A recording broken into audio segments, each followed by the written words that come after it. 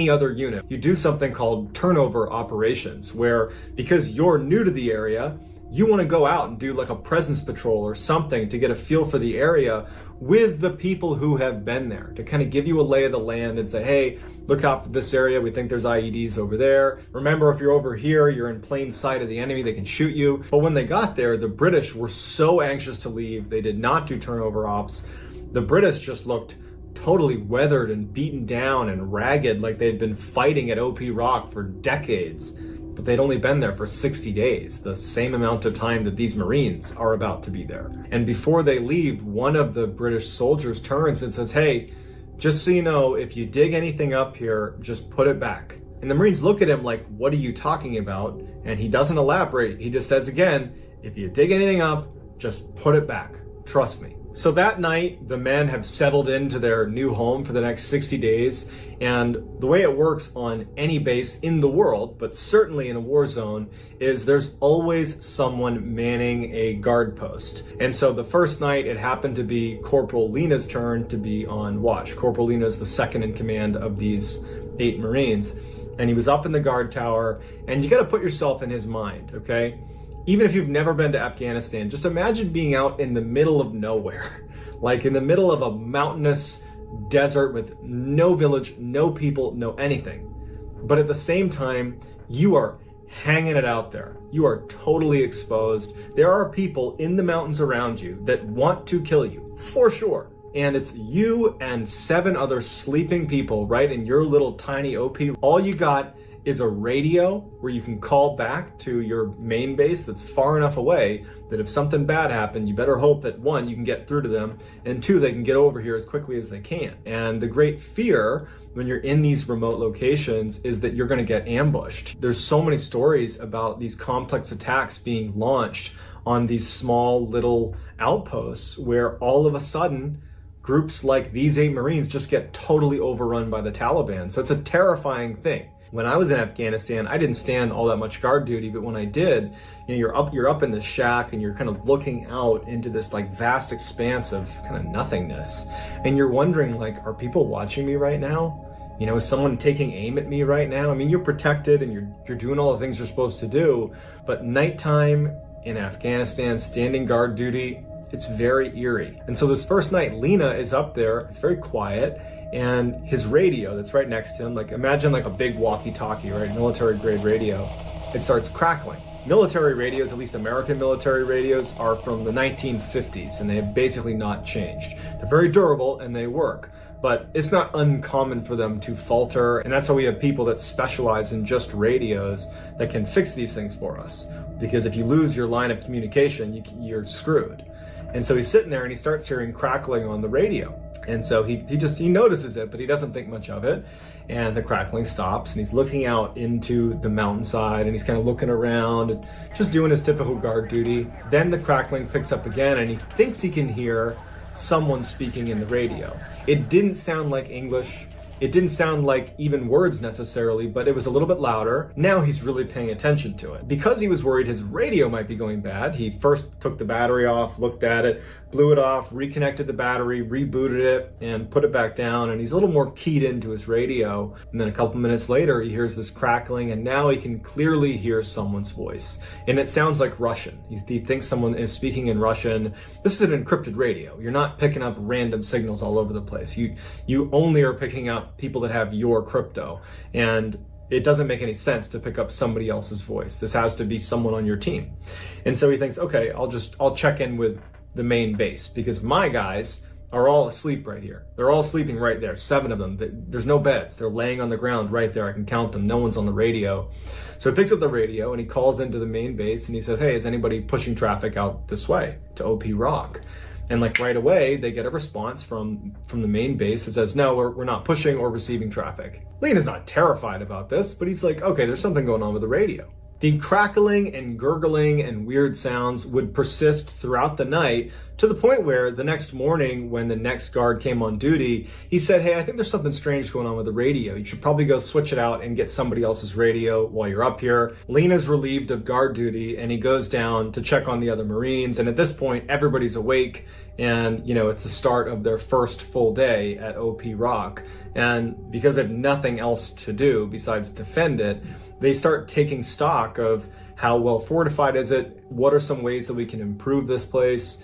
And they notice that there's a trench dug around the inside of OP Rock, basically right up against the Hescos, that allows anyone to stand and not be jutting out of the OP and run the risk of getting shot by a sniper. And they're looking at it and they're thinking to themselves, it's not deep enough. It's maybe a couple feet down. You're certainly not going to be able to stand on this trench. You'll totally be exposed. And they thought, why didn't the British, who were here for 60 days, why didn't they dig a deeper trench? And so Lena and the rest of the Marines decide they're going to spend that day digging the trench a little bit deeper and a little bit wider. As they're digging, Lena hits something metal in the trench. And he pulls it out and it's like this metal stake, like an engineering stake. And he brushes off the dirt on the stake and he's looking at it and he can see some foreign writing and it looks like Russian writing. And he's thinking to himself, oh, that's not that weird. Back in the 80s, the Russians were here and it's totally possible that they may have left some of their gear here and it got buried. About 10 meters away from Lena is one of the younger Marines named Wilson who's digging, and at some point he hits the ground and like a pocket in the soil opens up. And he sees there's some pottery and some pieces of what look like ceramics that are inside of this hole. And after pulling out some of the plates and pots, they pull out a huge human bone, a femur, your leg bone. They ultimately decide to tuck the leg bone back into where it was, and they stop digging in that area and they continue to dig in the other sections of the trench. But they couldn't dig more than a couple inches before running into more human remains. And by the end of the day, they had unearthed dozens of skeletons inside of this trench. And so they realized that this is probably what the British meant when they said, if you dig something up, put it back. A couple of weeks go by and the Marines at this point have accepted that they live in a very creepy place. And on day 13 of being at OP Rock, Hoyt, who had just turned 20 years old, is up on guard duty. As he's sitting there, he starts getting this really uncomfortable feeling that someone is right behind him. And so at one point, he turns around to look at what's behind him, basically looking back into the camp itself.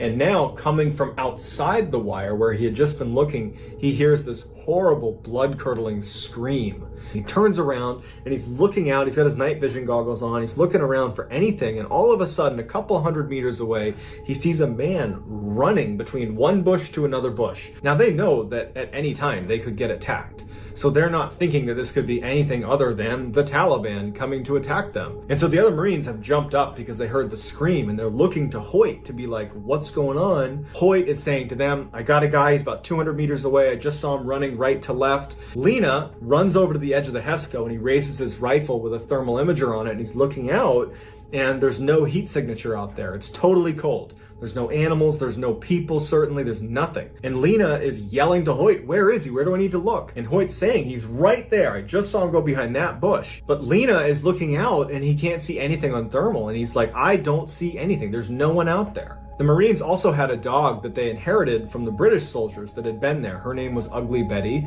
They loved Ugly Betty. They took care of her, and she was apparently really good at identifying when people were coming towards the OP. So she was a great watchdog. And this whole time, she had been looking in the same direction that Hoyt had seen this figure, and she is barking like a maniac.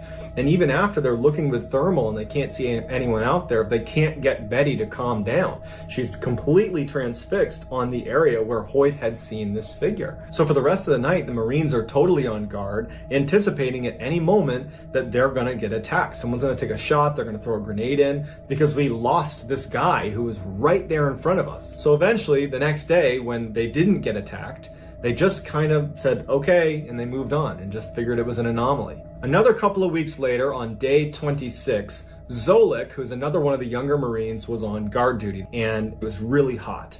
He remembers even taking his helmet off because he was sweating so bad. And then at some point, while he's just looking out into the vast open nothingness, he said that the temperature dropped inside of the shack dramatically. So much so that he actually felt cold. there was no breeze, there was no reason for it to be getting cold. And as he's thinking to himself, like, is there a storm coming in or a cold front coming in? He starts feeling like someone's standing behind him. And he keeps looking over his shoulder and no one's there. He's in this tiny little shack. And he's feeling creeped out, and all of a sudden he starts hearing whispering from behind him. Not on the radio, but like in the shack with him.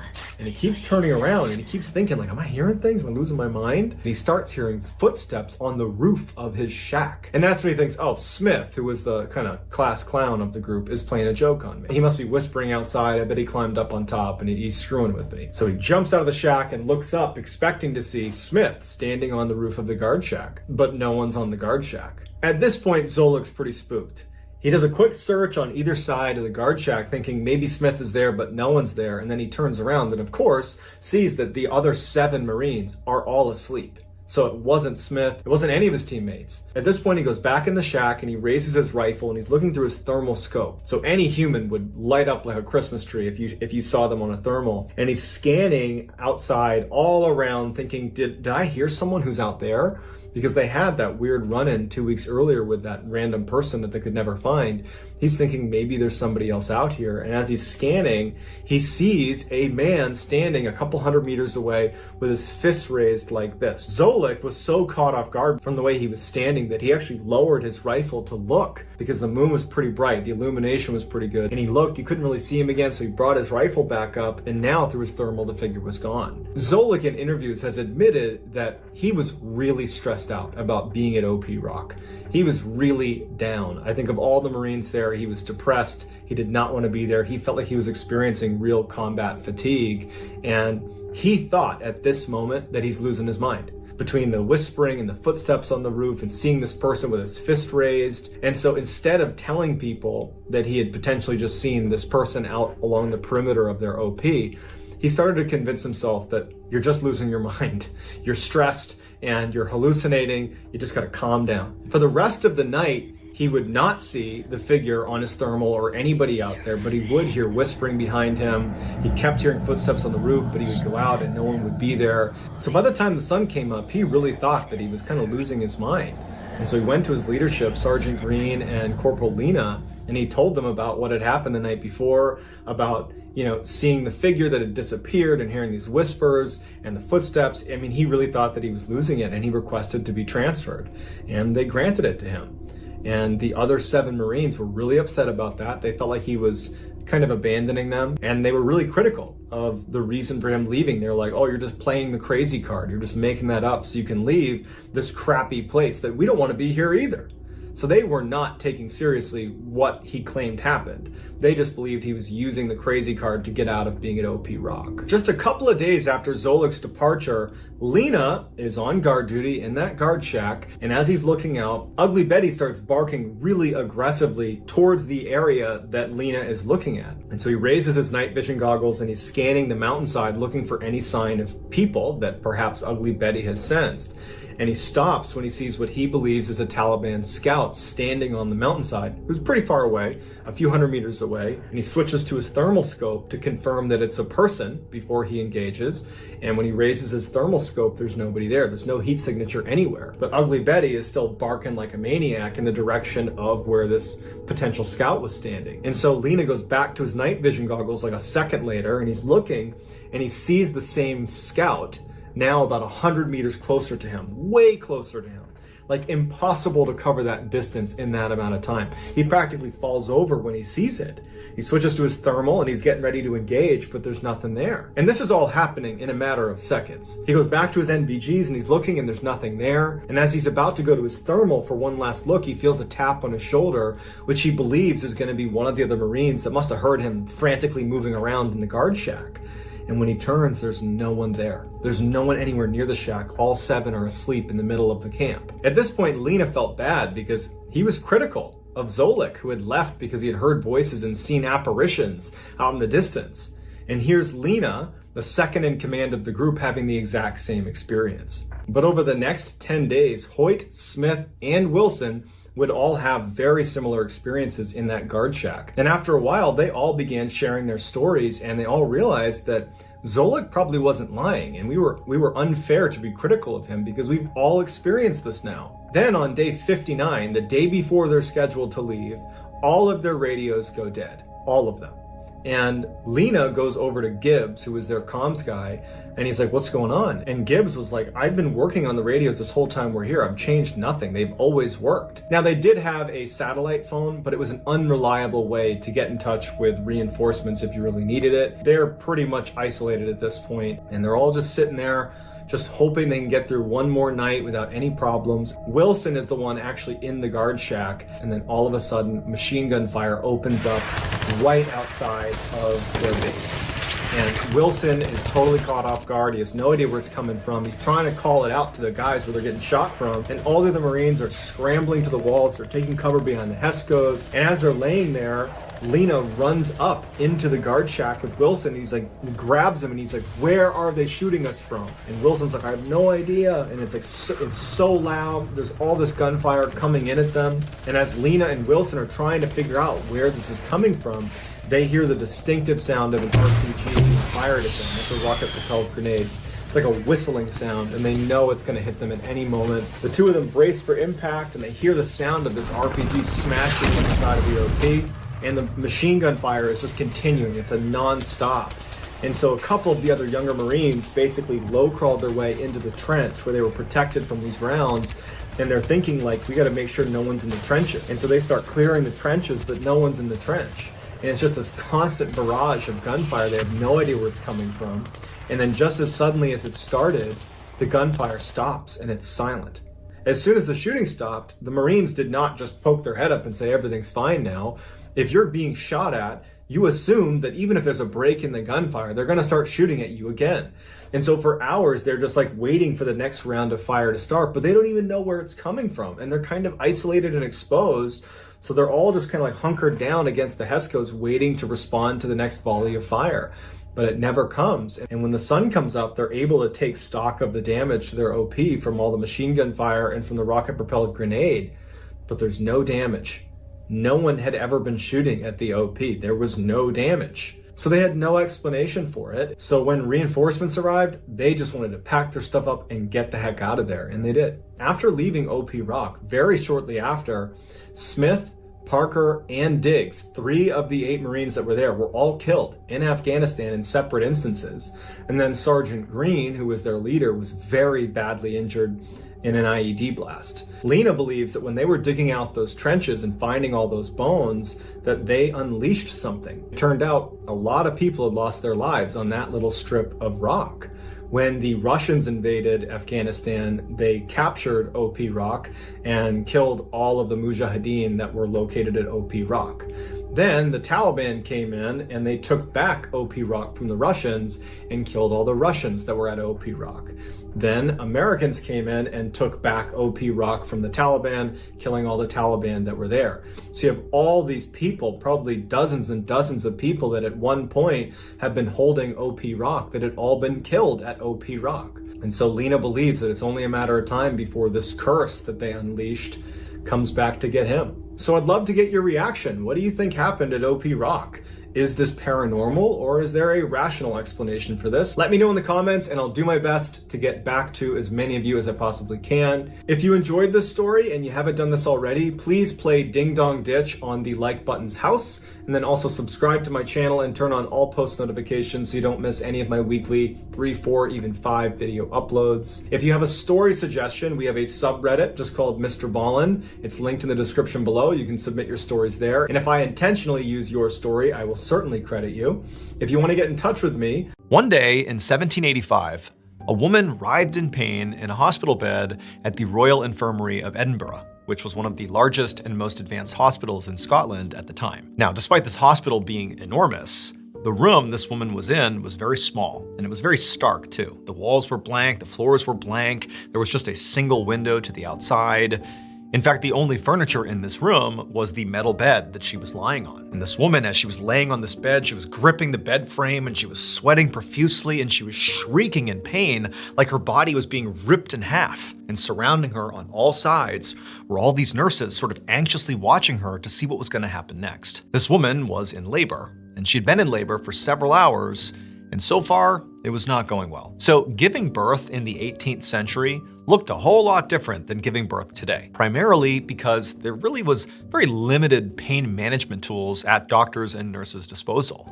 I mean, there were no epidurals. They basically had opium they could just give to the women, along with maybe some alcohol. That was it. Also, giving birth in the 18th century was far more dangerous to the mother than it is today. I mean, today, it's practically unheard of, at least in the UK, for mothers to die giving birth. It's something like 13 out of every 100,000 mothers dies during childbirth, so like 0.01% of people. But in the 18th century, it was like 30 times higher. Basically, women died at a fairly regular clip delivering babies. The reason for this was partly just because of bad sanitation. Back in the 18th century, it wasn't uncommon for doctors and nurses to not even wash their hands between patients. And so naturally, the spread of disease and bacteria was much higher. And then also, when it came to just complications, there just weren't that many available solutions. And so when this woman showed up at this hospital after her water broke, I mean, naturally, she was terrified. I mean, she obviously knew she had to come here and deliver this child. It was inevitable, but she knew the risks. And so here she is, she's terrified.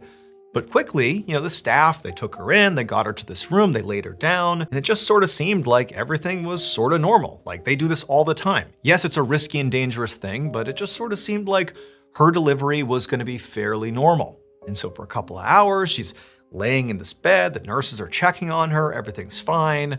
And then at some point, she begins to feel contractions. And so at this point, the staff is in the room with her and they start encouraging her to push. And so she's pushing and she's pushing, but she's not progressing. And eventually, after an examination, the staff determines that her baby's skull is so big that the baby is not able to exit her body. The baby is stuck in her birth canal. And so by 18th century delivery standards, this is a huge emergency. This is a major complication.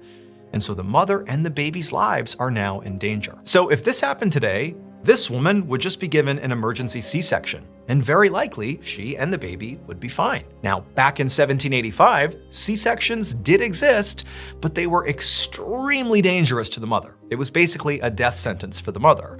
And so they were only used if there really was no other option, and basically the mother was going to die anyways. And so naturally the staff did not want to go to C-section at this point, and the mother laying there, certainly does not want to go to a C-section, and so she's screaming in agony, she's not progressing, it's like complete chaos in this room. And at some point, one of the nurses senses like, okay, we need to do something here.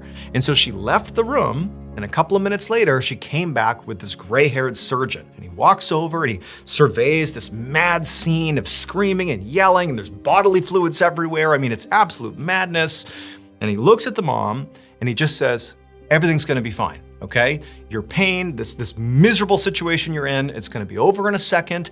And most importantly, you and your baby are gonna be just fine because I have a brand new piece of technology that's gonna save your lives. Dr. John Aitken was one of the leading doctors at this hospital. And in fact, he was a pioneer in the field of childbirth at the time. And one of the things he really focused on was finding ways to make giving birth not only less painful for the mothers, but also less dangerous, to lower the fatality rate. And recently, he had developed himself a new piece of technology specifically for the emergency that this woman was having when the baby got stuck in the birth canal. He had come up with it, and now here was his chance to put it to use. And so when he kind of explained this piece of technology to this totally distraught woman who can barely focus, all she really heard was, it's gonna be okay. I'm gonna get rid of your pain. Your baby's gonna be good. You're gonna be good. And she's relieved and she's like, thank you, thank you, thank you. And then Dr. John Aitken, he leaves the room, and when he comes back, he's now carrying this instrument. And suddenly the woman, when she sees the instrument, she goes from being relieved to being downright horrified at the idea that that is going to be used on her. But even though she began to panic and literally tried to leave the bed to get away from this doctor and this crazy barbaric looking tool, the staff literally held her down, basically strapped her to the bed. And then Dr. John Aitken said, okay, here we go. And he turns on this instrument, and this woman, she's already in blinding pain. She can't believe she's experiencing this much pain. But when he begins to apply this instrument to her body, the pain somehow becomes even worse. It's like she begins having this out-of-body experience. The pain is so intense. And then suddenly, when it feels like it literally can't get any worse than this, that she must be dying, it all kind of fades for a second, and she hears the sound that she did not expect to hear. It was the sound of a baby crying. Her baby had just been successfully extracted from her stomach. Her baby was okay. And amazingly, she was okay too. Dr. John Aitken had been right. This instrument, despite how horrifying it was, really worked. And it literally did save her and her baby's lives. So the procedure that this woman underwent was known as a symphysiotomy. And the procedure itself had been around since, the 17th century. This was a procedure used when a baby got stuck in the birth canal. And the way this procedure worked is they would go in and sever the joint called the pubic symphysis, which connects the left and right pelvis bones. So imagine, right in the middle of your crotch, them going in there and cutting through this big, thick joint to basically open up your birth canal. I mean, this is a highly invasive and excruciatingly painful procedure. That is, until Dr. John Aitken invented this new piece of technology, the thing he just used on this woman to save her and her baby's lives. This piece of technology made the symphysiotomy basically more targeted and more efficient. So it's still totally invasive and painful and awful, but smaller incision, much faster, and a higher success rate. And so despite the fact that Aitken's invention sort of looked really barbaric, it caught on very quickly and sort of became the standard for how these symphysiotomies were done. They used this tool. And it would remain that way until about the turn of the 20th century, which is when C-sections became much safer, which meant the need for symphysiotomies decreased dramatically, which meant this tool was sort of no longer needed in hospitals. And so basically this tool sort of faded into obscurity until another group, completely unrelated to medicine, found a very specific use for this instrument. And that group were lumberjacks. They found that this tool, which had previously been used to cut open women's bodies and sever these large joints, was also really good at cutting down trees. The device that Dr. John Aitken invented for medicine was actually just a chainsaw.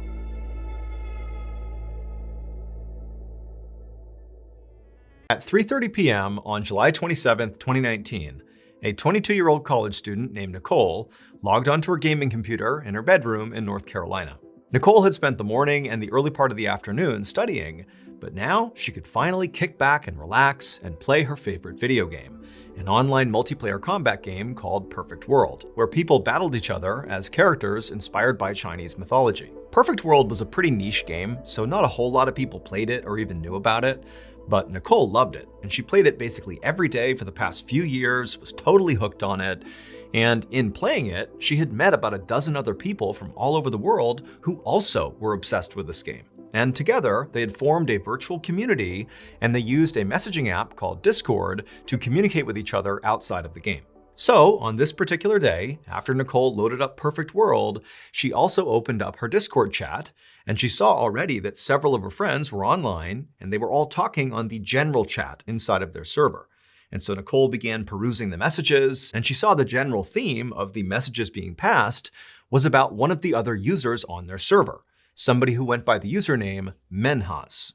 So as far as everyone knew on this Discord server, Menhaz, they didn't know his real name, was a college student, and he was basically known to be a huge troll, which meant he said and did really offensive things, in particular on this Discord server, just to get people's reactions. Because of his trolling behavior, he had actually been previously kicked out of the server and also kicked out of the game Perfect World, like the game they're all connected on this Discord server through. He had been booted from both of those platforms in the past, but in previous occasions when that happened, Menhaz would plead his case and say he's not going to do it anymore, he's going to behave, and eventually the moderators would just let him back in. And so currently, Menhaz was back on the Discord server, and he was back to his trolling ways. But as Nicole scanned through the general chat and went back and actually saw what Menhaz had been saying that day, that basically had stirred up everybody else on the server to say, look, he's back to his trolling ways, when she went back and actually saw what Menhaz was saying, Nicole couldn't help but feel like today's trolling just felt different. Menhaz was talking about this apparently brilliant 4-step plan he had that was going to completely revolutionize his life and basically set him up for big success in his life going forward. However, this plan he was talking about, this 4-step plan, was not only totally outrageous, but just seemed impossible. Like what he was saying he was gonna do just didn't seem possible even by Menhaz's standards. Like within his trolling standards, this was a bridge too far. Like this isn't even trolling, this is just weird what you're proposing. And so basically the chatter on the Discord server this day that Nicole was seeing was how nobody believed this 4-step plan was a real thing. Like this is just classic Menhaz trolling. And Nicole too, she also did not believe this plan was serious. She did not think for a second Menhaz was going to do this. And so she just kind of rolled her eyes, ignored Menhaz, minimized the Discord server, and just enjoyed playing the game, Perfect World. And after a while, after a couple of battles that she won and a couple of battles that she lost in this game, she paused for a second and noticed there was a whole bunch of new notifications on their Discord server. And so because Nicole was already taking a break from the game, she opened up the Discord server to see what was going on. And right away she saw the main topic of discussion was once again Menhaz and his 4-step plan, but specifically, Menhaz had just sent a picture through the Discord server that apparently represented completing step 1 of this 4-step plan. He basically said, look, I did it. I've done 1. I'm on to step 2 now. And everybody's looking at this picture thinking, wait a minute, he's actually doing this? This can't be real. And Nicole, when she looked at this picture, she too thought like, no way, this is not possible. He did not do this. And in fact, her first thought was, okay, maybe this image was, created by AI or something, or, maybe he pulled this image off a website somewhere and is pretending it's authentic, but it can't possibly be something he actually took a picture of. He couldn't have done this. And so pretty quickly, Nicole, despite seeing this image, she agreed with the consensus that Menhaz is still just trolling us. This picture is not proof that he's really doing this 4-step plan. And so Nicole went back to playing Perfect World, and about an hour later, she noticed there were all sorts of new notifications on her Discord server. And so once again, she stopped her game, she opened up the Discord server, and once again, the entire chat was dominated about Menhaz, because Menhaz had sent a second picture, apparently representing him completing the second step of his big 4-step plan. And once again, everyone's saying there's no way, he's trolling us, this can't be real. And Nicole, she looked at the image itself, and she too thought this has got to be trolling. But now, she wasn't just filled with pure disbelief. She wasn't able to just completely discard what was happening here, because part of her was thinking, like, how is Menhaz getting these hyper-specific images that really are tethered to this exact plan he's laid out? Like, how does he have these images? Where are they coming from? Now, this was back in 2019, and certainly AI technology existed, but not the way it does now, where the average user can literally in seconds create hyper-specific images using AI. In 2019, that really wasn't available to most people, and so really the only way Menhaz could potentially have these images, at least in Nicole's mind, was he had to have pulled them off some website somewhere and basically pretended they were images that he took. And so Nicole decided she was actually going to take the 2 images he had sent and reverse image search them to try to figure out where they came from, find the website, where he's pulling them from, because clearly these pictures are not authentic. There's no way Menhaz actually took these photos. But when Nicole reverse image searched both images, nothing came up. Now, Nicole thought, okay, that does seem to suggest these are authentic pictures he really did take, which maybe means he's actually doing this plan, even though that seemed totally preposterous. Or she thought maybe, these images have been pulled from such an obscure website somewhere that I don't have access to, finding them in a reverse image search, that maybe that's what it is. And so at this point, Nicole told herself, you know what, there's got to be a reasonable explanation for this, but I'll tell you this, it can't be that Menhaz is actually following through on this plan. It's not possible. And so once again, she minimized the Discord server and got back into the game. But pretty quickly, Nicole just stopped playing the game because her mind was totally fixated on whatever was going on with Menhaz. And so she opened up the Discord server again, and she saw still everybody in the chat was talking about Menhaz and these 2 pictures he had sent. And basically the server was divided. About half the members believed this really was just Menhaz trolling, and the other half was starting to think that, hey guys, this might be real. He might actually be carrying out this 4-step plan. Those pictures might be real. And if that's the case, we have a huge problem, Because this plan, if he actually carries it out, is so completely illegal. He can't do this. This is not okay. And so the faction of members on the Discord server that were starting to sense that this 4-step plan of Menhaz's might actually be real began to talk internally, and they said, look, like, we can't just sit here and do nothing if Menhaz is actually doing this. We have to stop him. This is not okay. And so in fact, one of these members actually contacted their local police and told them, hey, there's this guy on my Discord server, his username is Menhaz, I don't have his actual name, but he's doing something that could be very bad, and you need to look into it. And so the dispatcher said, okay, well, where does Menhaz live? And the person who had called was like, well, I don't actually know. In fact, I really don't know much about him other than the fact that he goes by Menhaz and he sent these crazy pictures that could be real or not, I don't know. And so eventually the dispatcher just said, look, like, I get it that you're concerned, but we have nothing to go on here. And remember, this is the internet. People make stuff up all the time. And so pretty quickly after that, the police officer just hung up, and that was that. So at this point, Nicole and the other members of the Discord server who were starting to suspect that what Menhaz was doing could be real, at this point, they felt really alone. I mean, the local police was not taking this seriously, which did make sense. I mean, they had nothing to go on. But as a result, it was like nobody was doing anything about what Menhaz was claiming. And Nicole and the other members who, again, were beginning to sense this could be real, they felt terrible about just sitting here doing nothing. And so Nicole and a few other members of the Discord server decided to team up digitally and actually investigate Menhaz themselves, try to figure out like who this guy is and really what's he up to. And so Nicole and this new investigative group started by combing through all the chat logs in their Discord server to see if Menhaz at any point had either intentionally or unintentionally dropped hints about his real name and his location. And eventually they came across a message where Menhaz actually said his real first name was Menhaz. That wasn't just his username, that was his real name. And that was great because Menhaz was a pretty unique name. And so Nicole and the group thought, okay, well, if we find where in the world that name is somewhat common, maybe that will give us a rough idea of where to look for Menhaz in the world. They also knew that Menhaz was a college student, or at least he claimed to be.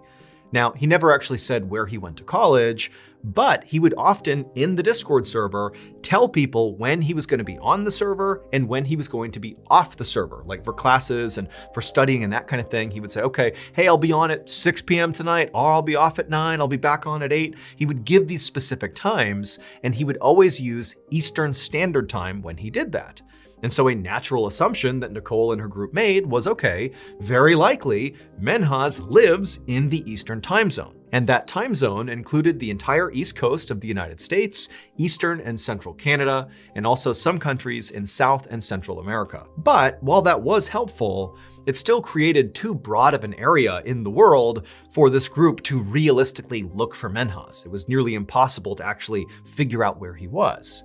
But they now had a sense of where he could be, and they thought, okay, well, why don't we ask somebody else in the Discord server if they can try to track Menhaz's IP address. An IP address can be used to find the approximate geographical location of a computer. And sure enough, someone in the server said they could do that, and within a few minutes, they had tracked Menhaz's computer to Toronto, Canada. However, right at the same time they were figuring this out, Menhaz sent a third picture across the Discord server, a picture that showcased him completing step 3 of this 4-step plan, allegedly. And for Nicole and many other members of this Discord server, this third picture really represented a big shift, because now it was getting terrifying. Because look, it seems pretty likely at this point that Menhaz is actually doing this. This is real. How could he possibly have these hyper-specific photos that are perfectly synced with this 4-step plan he had come up with? This feels real. And so Nicole, she actually asked the person who had traced his IP address to Toronto, she said, hey, should we call the Toronto police and tell them what's going on here? Maybe they can go find him and stop him before he completes this plan. I mean, he's apparently completed 3 steps. There's only 1 step left. We have to stop him here. But the person who had tracked his IP address to Toronto said, look, what are the police gonna do? There's 6 million people that live in Toronto, and all we have is that maybe his computer is in Toronto and maybe these pictures are real. And also, by the way, it's pretty easy to mask your IP address. You can use something called a VPN or virtual private network that when you track someone's IP address that has one of those working, it will make it seem like their address is, for example, in Toronto or Chicago or New York or Dallas or anywhere in the world, when in reality, their computer is somewhere totally different. And so the police are not going to launch a manhunt based on an IP address. It's not 100% accurate. And so basically, Nicole realized that even though they saw they are on the precipice, potentially, of Menhaz committing some horrible crime, and they can't do anything about it because they don't really have any information about Menhaz. And so at this point, everybody on the Discord server was basically begging Menhaz to come clean. Tell us these photos are fake. Tell us this plan of yours is really just you trolling. But Menhaz didn't do that. He doubled down and said, oh no, these are all real. And in fact, I'm going to complete step 4 of this plan and complete the whole process in 30 minutes. And after that, all Nicole and the other members of the Discord server could do was just try to convince Menhaz not to do this.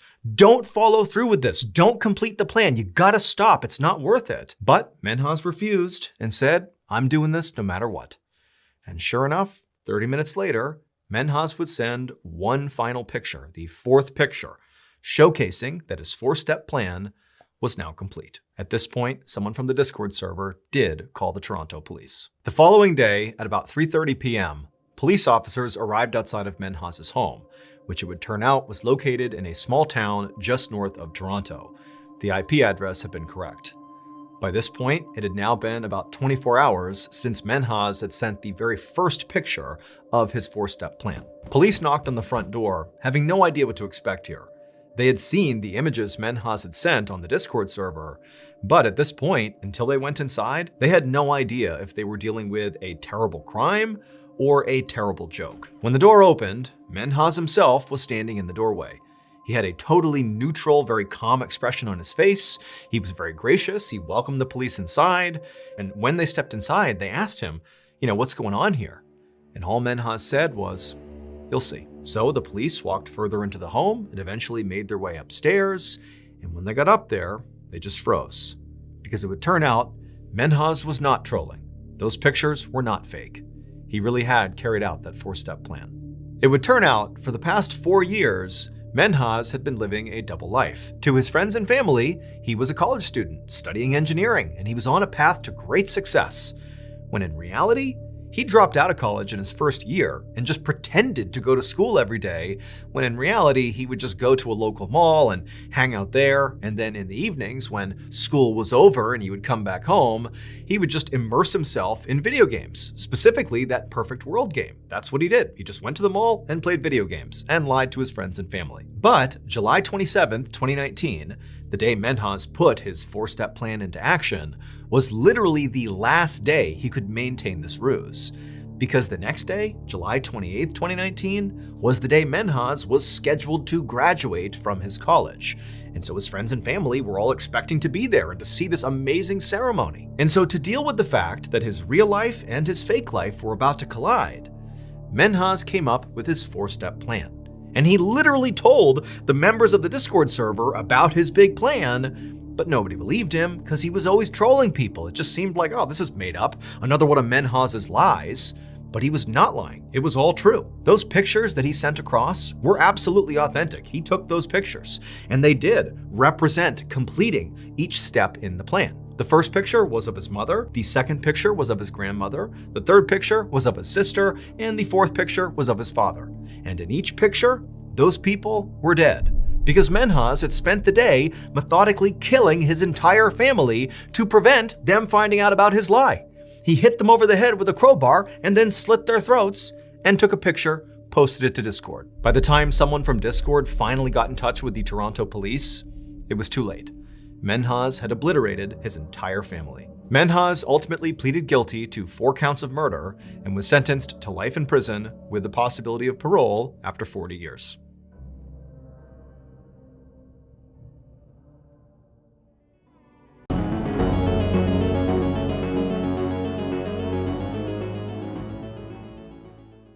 A little after 3 p.m. on March 22, 1959, a 20-year-old British college student named Neil Moss stood in a cavern about 1,000 feet underground in northern England.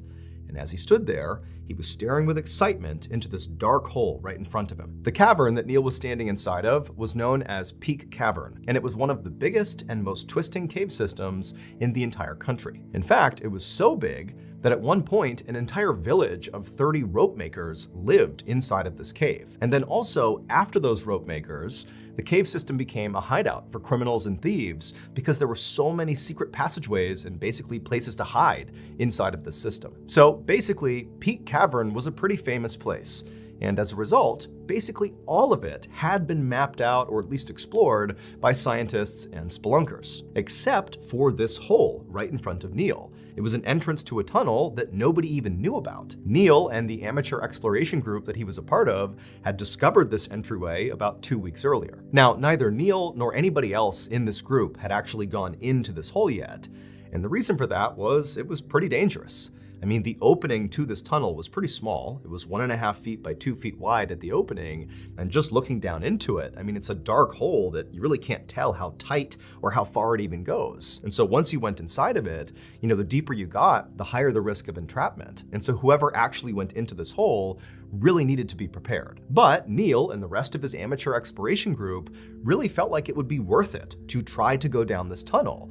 Not just because nobody had done it before, but specifically, they thought there was a chance that beyond this tunnel, basically deep underground, if you followed it long enough, it could lead to another big open chamber that nobody had found before. And those types of big open chambers, whoever finds them, gets it named after them. And so Neil and his group were thinking, hey, if we find this big chamber, it'll be named after us. We'll be famous, at least in, spelunking circles. But they also understood that there might be nothing at the other end of this tunnel. It could just be a dead end. But the only way to know for sure would be if one of the members of this group went into the hole. Now, in addition to a fear of being trapped in the hole, there were other big issues with blindly crawling into a tunnel no one's been in before. Like, for example, there could be a sudden drop-off, or running water, or some other hazard that whoever went into the hole wouldn't know about until they were facing it. And so naturally, everybody in this group was excited about the hole, but also a little apprehensive about being the guinea pig to actually go into the hole. And so after the group had kind of stood around the hole for a minute, kind of talking through who was going to do it, Neil had finally courageously volunteered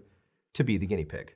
He would go down. And in many ways, Neil was kind of like the perfect candidate for this job. He was smart, he was strong, and most importantly, he was thin, which meant he could navigate a really tight space. The only drawback to Neil was he was pretty tall. He was over 6 feet. And generally speaking, the best cavers in the world are very short and thin because it allows them to get into the smallest, tightest spaces underground. And so Neil, who was standing over the hole, began to mentally prepare himself for what he was about to do. He pulled out his flashlight and he shined it straight down into this hole, which again is a pretty narrow hole, and it basically went straight down. And as he was shining it, he saw about 12 feet down, the hole kind of turned and you couldn't see what was beyond it. And so Neil knew the only part of this trip he would know about is that first 12 feet. Once he made that turn, I mean, everything beyond that was totally unknown. Literally no one in the world knew what was beyond it. But Neil was about to find out. The cave explorers anchored this 75-foot-long wire ladder that was all rolled up to this rock that was inside the cavern, right near the opening to this hole. And once that was in place, they spooled out the ladder and kind of dumped it down into the hole. And so it fell 12 feet down and landed right where this tunnel turned and sort of went into oblivion, where nobody knows what happened after that.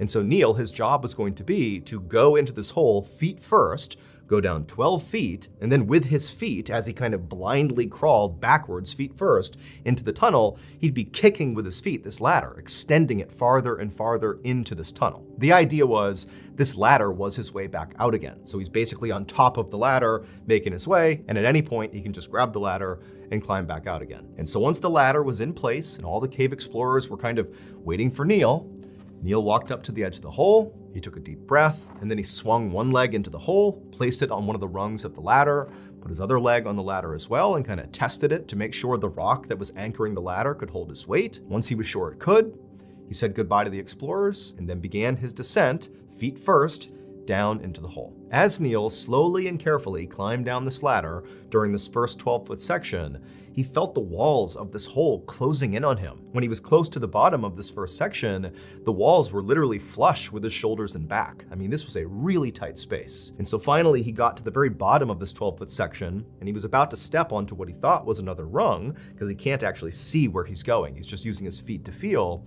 And he stepped down, and he felt something hard. It was the ground, so he had reached the bottom of the 12-foot section. He kind of tested the ground with his foot, seeing if it would support his weight, and after feeling confident, he stepped off the ladder and just stood at the bottom of the hole. At this point, Neil used his feet to kick the ladder that was still coiled up at the bottom of the hole into the next turn, into the next section of the tunnel that he'd be going down. And as soon as he kicked it, he heard it kind of spool out as it tumbled down this next section. However, it was not a straight drop like this first section was. This next section he'd be going into was more of a gradual decline, just based on the sound this ladder was making as it tumbled down. And so after the ladder had stopped making noise and he knew it had stopped, Neil gave one final look up at his friends above, gave them a little wave, even though he could barely move his hands because it's so tight around him. And then he got down on his stomach and, feet first, began shimmying himself down into this next section. Now, during the first 12 feet and during the initial turn into this new section, Neil had been able to turn his head and basically look down and see where his feet were going. But after only a few feet of going into this new section, the walls had become so tight on his body that he couldn't even move his head. He really was blind and had no idea where he was going. Now, for a lot of people, this would have been a claustrophobic nightmare. Neil is in this unbelievably tight space. He has no idea what's going to happen next. He doesn't know if it's going to get so tight he'll get wedged in there. It's cold, it's damp. I mean, it's pitch black in there. He does have a headlamp, but his head is like kind of pressed to the ground and he can't really move it. So, he's not really able to look around him. And periodically, as he was shimmying his way down deeper into this tunnel, he would dislodge rocks from the wall and he would hear them strike the wall as they tumbled down into oblivion.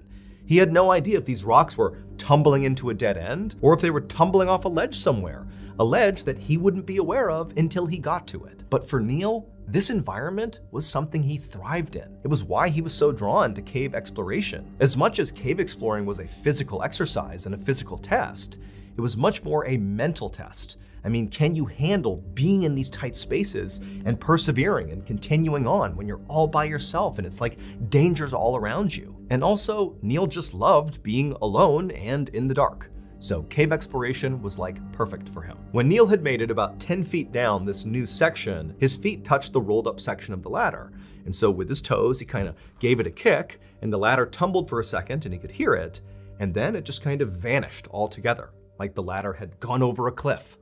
And so Neil realized, very likely, just beyond his feet, even though he cannot see it, is a ledge, and very likely either a drop-off or a new cavern. The thing they hope is on the other end of this tunnel. And so this was exciting for Neil. He felt a rush of adrenaline. There's a new turn in the tunnel, and for all he knows, this is the cavern they're looking for. Or it's just another section of tunnel he would have to explore. But either way, he's making progress. And so Neil very carefully scooched backwards until he felt the edge, at which point he let his legs go over the edge, he found his footing on the ladder, and it was at this point when he kind of turned around a little bit that he could see this was not some big open cavern he had found, it was just a turn in the tunnel system. It was now going back to basically a vertical hole, big enough to fit inside of, but Neil has no idea how deep it goes or what it leads to. But Neil was totally undeterred. He lowered his whole body into the section, got on the ladder, and began descending. And very quickly, as he began this descent, the walls of this section, this new vertical section, were so tight, it was about 18 inches in diameter, that he actually couldn't just go straight down. His body didn't fit just trying to maneuver down. So the only way he could get himself to go down further was to shimmy himself side to side like a corkscrew, basically forcing his body deeper and deeper into this hole. And so Neil continued doing this for an additional 18 feet down in this new section of tunnel, which put him at a total of 40 feet down into this tunnel from the entrance where the rest of his friends were. And when he got down there, 18 feet down, he went to step onto the rung to continue his descent, but his foot hit rock. And he felt around with his feet, And he realized this tunnel did not lead to a big new chamber. It instead was a dead end after all. Now, just to be sure, Neil actually kicked as hard as he could. He's kind of restricted, but he kicked with his legs as much as he could to see if maybe this wasn't a true dead end. Maybe it was just an obstruction and he could clear it. But he could tell, after a few stomps, this was not moving. This really was the end. Now, part of Neil was disappointed because he was hoping that by doing this, they would discover this big new chamber and they'd get it named after them. But on the other hand, he was also relieved because by this point, it was extremely claustrophobic, even for a guy who thrived in this environment. By the bottom of this 40-foot section, he is completely wedged in place. And so Neil decided it was time to head back to the surface. But from where he was at, he couldn't even hear his friends. He's way down deep in this tunnel. It's totally pitch black. And so what he needed to do was just begin climbing back up this ladder. And then, about halfway up, he could call up to his friends and tell them, hey, I'm returning. But remember, to get to where Neil is, he has literally forced his body down into this tiny hole, basically corkscrewing himself as deep as he could get. And so he's totally restricted, and his arms are basically by his side, and his hands are basically pinned in front of his body. And so Neil tried to grab the ladder, which is literally pressed up against his chest, to begin the ascent. But even though his fingers could touch the rungs of the ladder, he couldn't actually move his arms to pull himself up the ladder. He could just hold the rung. That was it. But Neil had been in similar situations before, and what you do is you just use your legs. You drive with your legs and push your body up until your arms can go above your head, and then you continue the ascent. However, his legs also were basically in the same situation. It was so unbelievably tight around his legs that he couldn't lift his legs up. He could just basically wiggle his feet. Basically, there was no way physically for Neil to get himself out. He would need his team up above to pull him out. And so Neil began shouting as loud as he could, trying to get the attention of his friends up above, telling them, hey, I'm stuck, pull me out. And then also, as best as he could with his hands on the rung, he kind of pulled on the ladder, signaling to them like, hey, get me out of here. Now, he couldn't really hear anything up above. It was sort of muffled and, he couldn't tell if they were yelling back down to him. But as he was holding onto the ladder, he felt a little bit of tension, suggesting they were pulling on him. However, as he held on, waiting to be pulled up and out, he didn't budge. Despite the tension on this ladder clearly coming from the surface from his friends, he wasn't moving. And that's when Neil realized he had made a critical mistake. When he had reached the bottom of this tunnel, when he realized it was a dead end, he had stomped with his feet to confirm it really was a dead end. And when he had done that, he had inadvertently kicked the rungs of this ladder into a crevice, and then rocks, which he had heard kind of falling when he was kicking, landed on top of it, basically pinning the ladder in place. Basically, this ladder was now anchored inside the cave, which meant no matter how hard his friends on the surface pulled, they would not be able to pull the ladder up, which meant they couldn't pull Neil up. And Neil, once he realized this was the issue, he tried to move his feet to clear the rocks off the bottom of the ladder, but he couldn't. It was too tight around him. And so Neil was totally stuck. Members of Neil's exploration group pretty much immediately realized this was a crisis, because not only was Neil stuck in this cave, but in these tight little tunnels underground, there's limited oxygen. So it's not just a matter of, we'll figure it out and get Neil out somehow. It's like, no, you have a limited amount of time before Neil runs out of oxygen down there. Even if you come up with a solution, it might be too late. And so immediately, members of the exploration group left Peak Cavern to go get help. And before long, over 200 people had flooded the cavern, including a mountain rescue unit and a coal mining extraction team and a whole bunch of civilians who were all there to try to figure out how to get Neil out. Now, at first, Neil was very optimistic about his recovery. He could hear clearly all the commotion 40 feet above him. He couldn't fully discern what was going on there, but he could clearly tell a major rescue operation was afoot. And so as ropes were cast down and ladders were cast down to try to get him out, and they continued to fail, and as the air he was breathing began to thin out and it was getting harder to breathe, Neil's reaction was to kind of be positive. He actually began cracking jokes and calling up like, hey, how much longer do I have to wait down here? But as the minutes turned into hours and none of the efforts by any of the rescuers were working, Neil began to panic. His heart was racing, not only from his nerves, but also because he was running out of oxygen. He had begun to grit his teeth really hard to kind of control his fear. but he was really starting to lose it. At one point, the rescuers threw down an oxygen mask for him to breathe because it was clear the air was becoming a real issue. But even though the mask literally tumbled down and hit him right on the head, so it's right here, he couldn't get his arms up to put the mask on.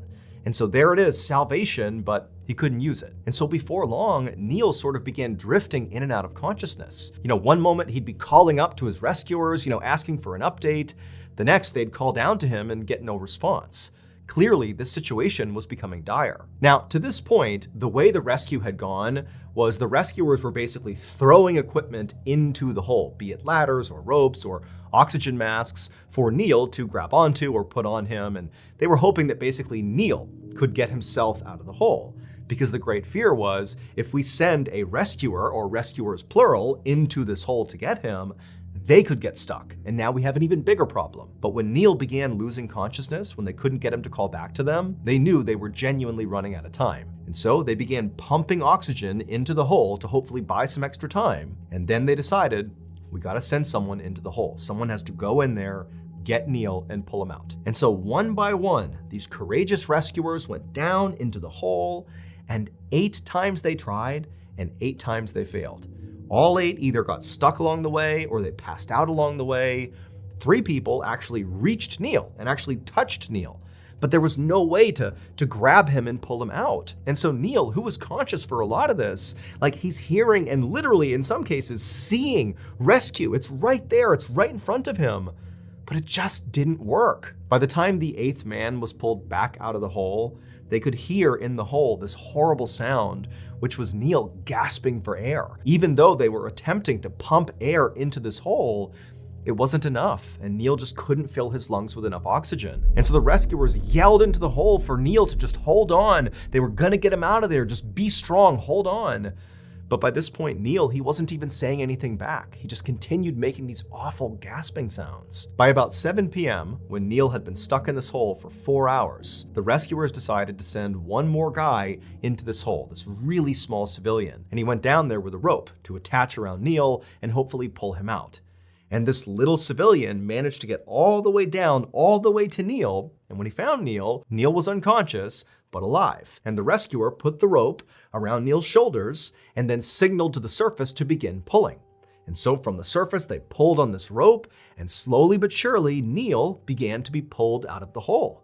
And he moved about 18 inches, being monitored by the civilian who was down there. However, because they were pulling so hard on this rope to get Neil to move, the pressure from that rope was basically crushing Neil's chest, and he stopped breathing. And the civilian who was down there with Neil noticed it and yelled up to the group to stop. And they had to take the rope off because, yeah, they might be able to pull him out this way, but they would kill him. He would suffocate. And so once the civilian rescuer came out of the hole, he told the group, look, Neil's body is simply too big to be yanked out of the hole safely. He needs to be conscious and able to contort and twist his body, basically undoing what Neil did to get down there, in order to get out again. We need his participation, and he's unconscious, so we can't do that. And so at this point, the rescuers were totally desperate. They know Neil is still alive. They can hear some of his ragged breathing coming out of the hole, but they knew they had to do something drastic right now or Neil was gonna die. And so they came up with this plan for this even smaller rescuer, this woman, to go down into the hole, get to Neil, and break his collarbone to try to shrink his body to be able to pull him out. And so this woman, she goes down there and she reaches Neil, but she failed to break his collarbone. And so she too had to come out of the hole, leaving Neil behind. And so once the woman came out of the hole, it became clear to the rescuers that Neil was not getting out of this hole, even though he was just 40 feet away and at this moment still very much alive. They could hear his ragged breathing, but there was just nothing anybody could do. And so one of the rescuers called Neil's father and told him, you need to come out to Peak Cavern. Not long after that, Neil's father, Eric Moss, arrived at Peak Cavern. Now, he knew going into this that his son was stuck. That's why he got the phone call to come out here. But he did not understand just how dire the situation really was. But as soon as he got to Peak Cavern and saw all these vehicles outside and the hundreds of rescuers coming in and out of the cave with these sad, dark expressions on their faces, Eric knew this was really bad. And so Eric made his way into Peak Cavern, and for hours he just hoped and prayed that whatever was happening would be enough to get his son out. And for hours, Eric just stood there in Peak Cavern, hoping to see his son emerge from the hole, hoping to come up and say everything is okay, but he didn't. And things only got worse. It eventually began to rain, and unfortunately, Peak Cavern, and specifically the hole that Neil was stuck inside of, flood when it rains. And so as rainwater is pouring into this cavern and Neil is still alive but stuck in this hole, they had to make the heart-wrenching decision in front of Neil's father to abandon the operation and get out of the cave, knowing Neil was going to die. Rescuers were finally able to get back into Peak Cavern at about 3 a.m. on March 24th, which is approximately 36 hours after Neil got trapped. By this point, the rains had subsided, the flood had cleared, and so they went in there hoping for a miracle. And when they got to the hole and listened into it, they actually heard Neil still breathing. He was still alive, but it was very clear he was at the end of his life. And all they could do was just sit around this hole and listen as Neil took his last few final ragged breaths. And then eventually they listened as Neil took his final breath and the hole went silent. Now, at this point, it was too dangerous to send anybody back down into this hole, and so no one could get physically close enough to Neil to actually confirm that he really is dead. However, after the hole remained silent for quite a while, a doctor who was on site did walk over and declare Neil dead. And so at this point, the rescue operation became a recovery operation. However, as rescuers were getting ready to go back down into the hole to retrieve Neil's body, it was at this point that Neil's father, Eric Moss, who had been there this whole time and had been witness to the doctor declaring his son dead, it was at this point that he stepped in and said, "Stop, get everybody out of the cave. I don't want anybody else to lose their lives." And so ultimately, Eric made the decision to leave his son's body where it was. Eventually, once it was 100% certain that Neil really must be dead at this point, they would fill in the hole that Neil had climbed down inside of with loose rocks from the cave, entombing him inside of it forever. And in his memory, the tunnel that Neil died inside of was named after him. It's called Moss Chamber.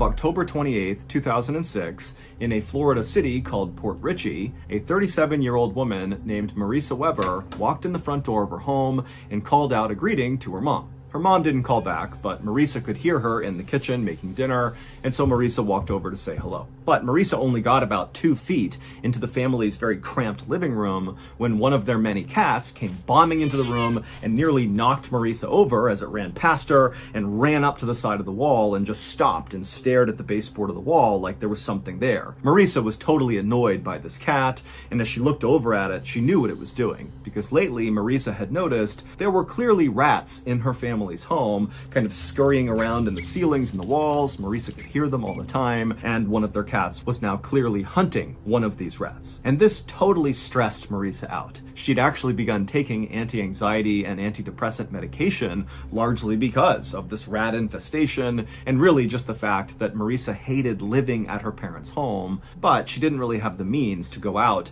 and live in her own place, which she knew would solve the problem, and so she was just kind of stuck here. And so Marisa turned away from the cat and likely the rat behind the wall, and she made her way through the tight little living room into the kitchen, and she gave her mom a quick hug, and she saw her dad was also in the room as well, and he said hello to her. And then Marisa's mom offered her some food, but Marisa said, "You know what, I'm not hungry, thank you.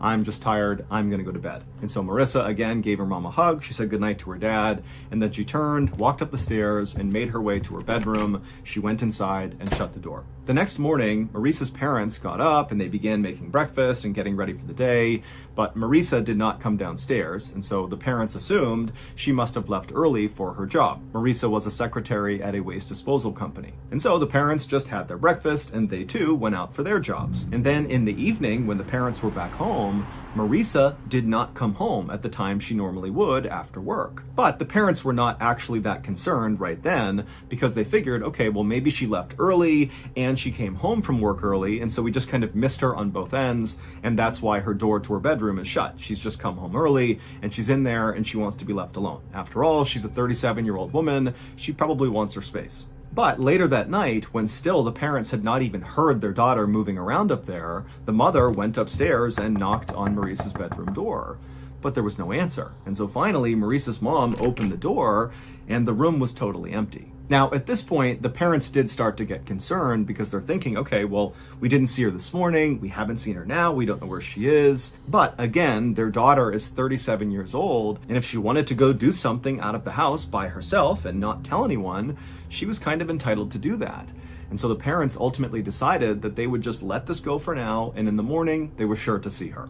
But the next morning, the parents still had not heard from Marisa, she had not come home, and now they were officially starting to panic. In particular, the mother was worried that Marisa might have been kidnapped or something going to or coming back from work, because Marisa was only 5'3" tall and maybe 100 pounds, so she was really small. And so Marisa's mom called her other daughter, Gina, in a total panic, saying, your sister, she's missing, we don't know where she is, she might have gotten kidnapped, come over and help us figure out what's going on. And so Gina came over to the house, and when she came inside, she told her parents, let's stay calm here. Marisa, she's 37, I'm sure she's fine. Let's search the house and see if there's some note or something from Marisa explaining where she is and what she's doing. And so the family searched the whole house, starting with Marisa's room, but they couldn't find anything that gave them any clues about what happened to Marisa. But they did eventually find Marisa's purse that was still in her room, and when they opened it up, they saw her wallet was still inside. And so that sent up a huge red flag for the family. They're thinking, why would Marisa go anywhere for an extended period of time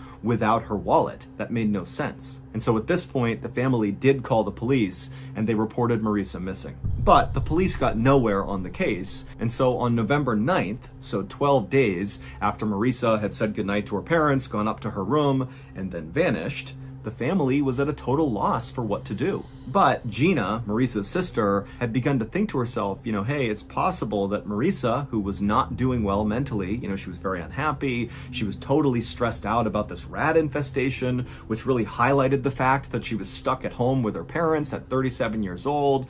Gina's thinking that it was totally possible that Marisa had just abruptly run away, or worse, maybe she had harmed herself. And so on November 9th, Gina decided she would take one more pass through the family home and just see if she could find any little indication that would give away what was going through Marisa's mind before she vanished. And where Gina started was in Marisa's room. And so Gina, she went upstairs, down the hall, she opened up her sister's bedroom, and she walked inside, and you gotta picture this space. It was totally cluttered, almost like a hoarder's space. There were piles of clothes that were taller than a human person. I mean, this room is totally packed with stuff. But Gina, she took her time kind of walking through the room, looking everywhere, kind of sifting through all the piles of junk and clothes and everything in the room, and she couldn't find anything. But then at some point, her attention was drawn to her sister's bookshelf. And she looked over at it, and she thought she saw something odd right in the middle of the shelf.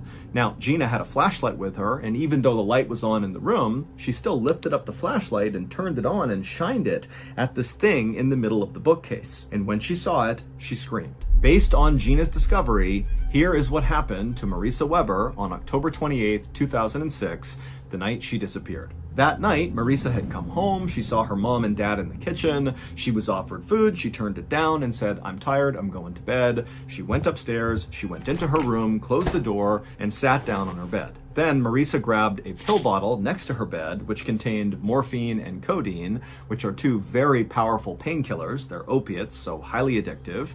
She popped a few of those, and then she rolled a marijuana joint and smoked that, and then she grabbed the TV remote and sat back on her bed, getting ready to zone out. But when she tried to turn on the TV, which was sitting on this bureau on the other side of the room, it didn't turn on. And right away, Marisa knew that the TV likely had become unplugged. This was something that happened periodically. The room was so packed with stuff that sometimes when Marisa was just navigating through her room, the stuff would bump into the bureau, and that would in turn jostle loose the plug from the TV. But the TV was actually not plugged in right behind where this bureau was. The TV was sitting on the bureau, but the plug ran down and kind of to the side of the bureau behind this huge bookcase that was pressed right up against the bureau. But this bookcase was so loaded down with books and things that Marisa had collected over the years that not only could you not really reach through the bookcase to the wall, but it was too heavy. You couldn't move the bookcase. And so the only way to access this plug from the TV was to climb on top of the bureau where the TV was and kind of reach back and grab the plug behind the bookcase and plug it back in. And so Marissa, who was likely beginning to feel the effects of all the drugs she had taken, climbed on top of this bureau and she reached back behind this 6-foot-tall bookcase and she began trying to grab the plug, but it was just out of reach. And so she leaned farther and farther and farther until she finally grabbed the plug. But when she managed to plug it back into the wall, she slipped forward and fell headfirst into this tiny space behind the bookshelf and the wall, and she got pinned upside down. Now, we don't know why Marissa didn't begin calling out for help. Perhaps she was so under the influence of these drugs that she couldn't really process the situation and didn't know what she should do. Or maybe she was embarrassed about the fact that she had somehow gotten trapped upside down behind her bookcase. But either way, she didn't call out for help right away. And unfortunately, what happens when a human body is trapped upside down long enough is all the blood rushes to the upper part of your body. It causes your eyes eventually to pop out of your head. It feels like your head's gonna explode. But the real problem is all that blood pools around your lungs and restricts your lungs and makes it really hard to breathe. And critically, if you can't take a big breath in, you can't project your voice loud enough to call out for help. And so Marissa did not call out for help during those first critical few moments she was trapped behind the bookcase. And then when she realized she absolutely couldn't move, she didn't have the lung capacity to call out for help. And so likely for 1 or maybe even 2 days, Marissa remained upside down behind this bookshelf and likely was aware of her family coming in and out of her bedroom looking for her, but she was not able to vocalize. She could not get their attention, and so eventually she died. Marissa's family would say when they were looking for Marissa in her bedroom while she was dying behind the bookcase, they said they did hear sounds, but it sounded like the rats that were running all over their house. And so they didn't know it was actually likely Marissa moving around behind the bookcase trying to get their attention because she can't use her voice. And then after Marissa died, her family did continue to go back into her room to look for her, and they began to smell something funny, which was Marissa decomposing.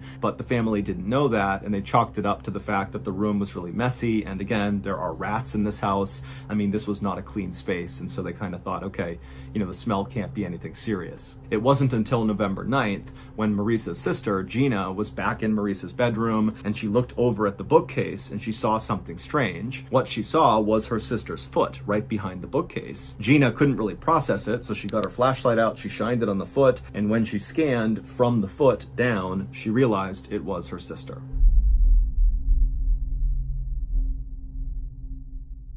Around 7 p.m. on May 21st, 1985, a 17-year-old boy named Jason Finley sat on the edge of his bed in his grandmother's spare bedroom in the suburb of Scotch Plains, New Jersey.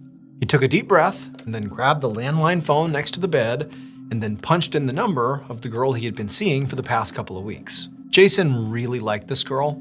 Her name was Kathy, and tonight he wanted to finally ask her to officially be his girlfriend. As the phone rang, Jason found himself staring out the window at the raging thunderstorm that was going on outside. In fact, it had been raining so hard that day that Jason and his twin cousins and his grandmother had all basically had to stay inside the whole day. Jason had actually admitted to them earlier in the week that he really wanted to call this girl, Kathy, and ask her to be his girlfriend, but he didn't have the nerve to do it. And they had immediately begun ridiculing him, so now stepping away to make this phone call was kind of like the first moment of peace for Jason. Jason heard Kathy pick up the phone. And when he heard her sweet voice, it was like all his thoughts of his annoying cousins disappeared from his mind, and suddenly Jason was overwhelmed with this urge to just blurt out, "Will you be my girlfriend?" He took a breath like he was about to tell her, about to finally ask her this question. But right before the words escaped his mouth, he felt this unbelievably shooting pain in the back of his head, and then everything went black. At the same time this was happening, down the hallway in the kitchen, Jason's grandmother had just finished making dinner, and so she called out for Jason and the cousins to come set the table. The twins came into the kitchen, but a few moments went by and Jason hadn't shown up yet. So Jason's grandmother told the twins to, go down there and see what he's doing and get him in here for dinner. They walked down the hall, they went into the room where Jason was, and then a moment later, Jason's grandmother heard screams. She rushed down the hallway, she goes into the bedroom, and she finds the twins standing over Jason, and Jason is slumped over in bed, and the phone receiver is up against his ear, but he's not moving. It sort of looked like he was asleep, but when they would shake him and yell to him, he was totally unresponsive. She picked up the phone and she dialed 911. Not long after, an ambulance arrived at the house and EMTs rushed in. They grabbed Jason, they put him on a stretcher, and they rushed him into the ambulance and back to the hospital. But when they got there, Jason was declared dead. Jason was 17 years old and completely healthy. And doctors, when they received him, they would say that there did not appear to be anything wrong with him. Nothing medically anyways. And so basically, Jason's heartbroken family was told, "We don't know what happened. He just died." But Jason's family could not accept that. The family pushed for a much more thorough forensic investigation into his death. And that's when things got weird. At first, the autopsy showed basically what the doctors at the hospital first thought, which is there isn't a clear reason for why he died. And although it's very tough to accept that, it is the case that people do sometimes just die, even perfectly healthy people. However, the forensic investigator that was doing this very thorough autopsy did discover one thing that the hospital didn't find.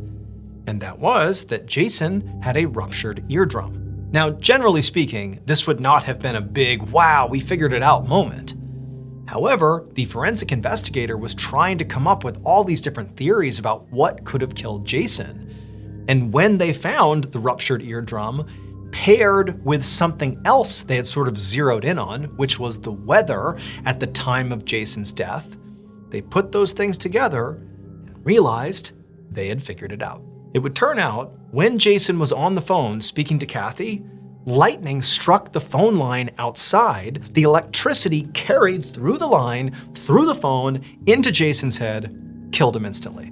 As for Kathy, she would later say that she could tell Jason was almost certainly going to ask her to be his girlfriend. And she said, had he asked, she would have said yes.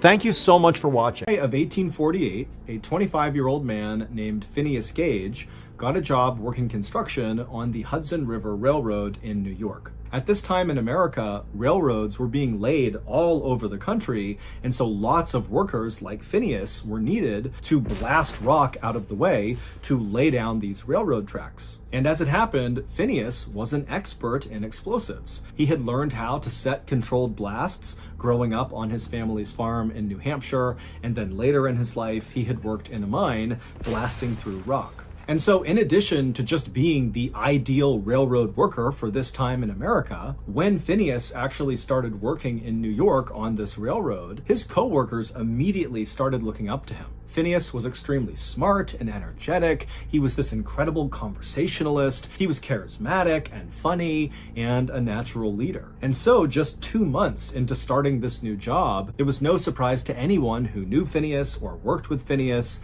that he was promoted to blasting foreman, which meant Phineas would lead the explosives team. Phineas was so excited about this promotion that he went to a blacksmith and had a custom tamping iron made. A tamping iron is a long metal rod that's used to pack explosives. When railroad workers wanted to blast through, let's say, a big rock, they would start by drilling a deep but skinny hole in the rock. Then they would pour blasting powder inside, then they'd put a fuse inside, and then using this tamping iron, they would push the blasting powder and the fuse deep into this hole inside of this rock or whatever it was they were blowing up. And then once it was packed, they would ignite it. Usually, tamping irons were sort of rough tools that looked like crowbars, but Phineas really wanted something special to commemorate this promotion. And so Phineas had the blacksmith make this perfectly straight, smooth, 4-foot-long metal tamping iron, and on one end was a pointed side, and on the other was a blunted side.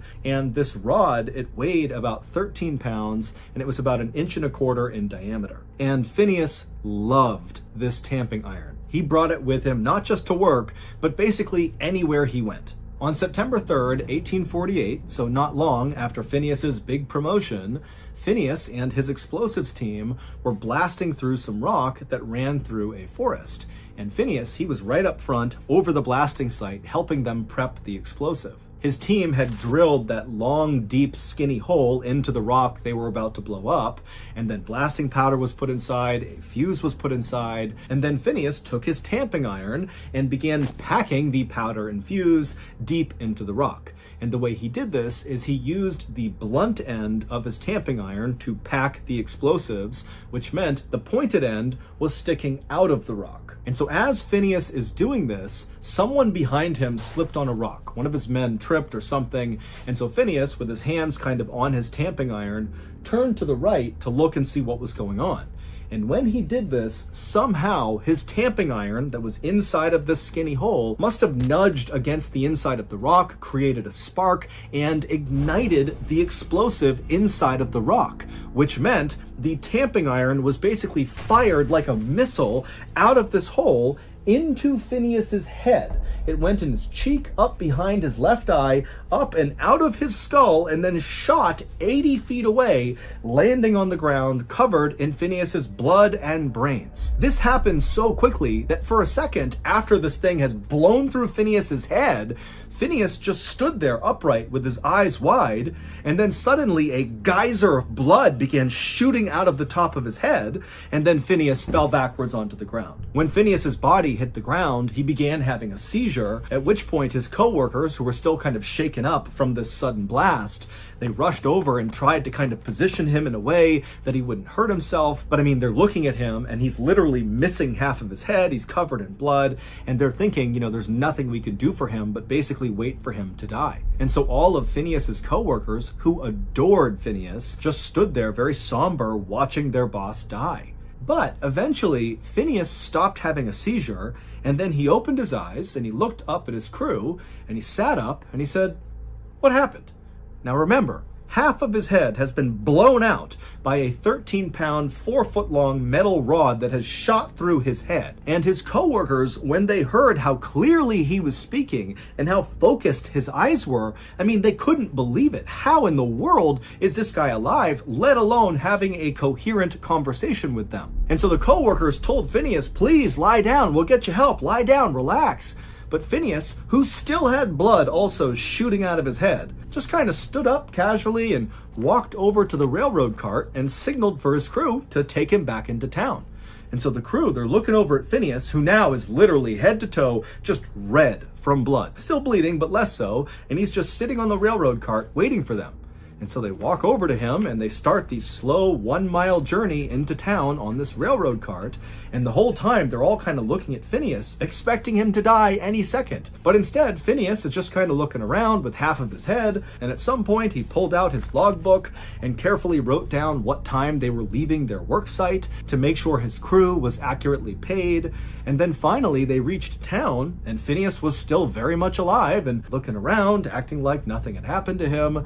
And the co-workers helped him to his hotel, and Phineas just sat outside on a chair in front of his hotel, just people watching, while his crew went and got a doctor. A doctor soon arrived, and he too was completely shocked at Phineas's appearance, but even more so was Phineas's eyes. He looked at the doctor, and his eyes were totally focused, like he was all there, totally lucid, looking at the doctor, waiting for him to come over and help him out with his little injury.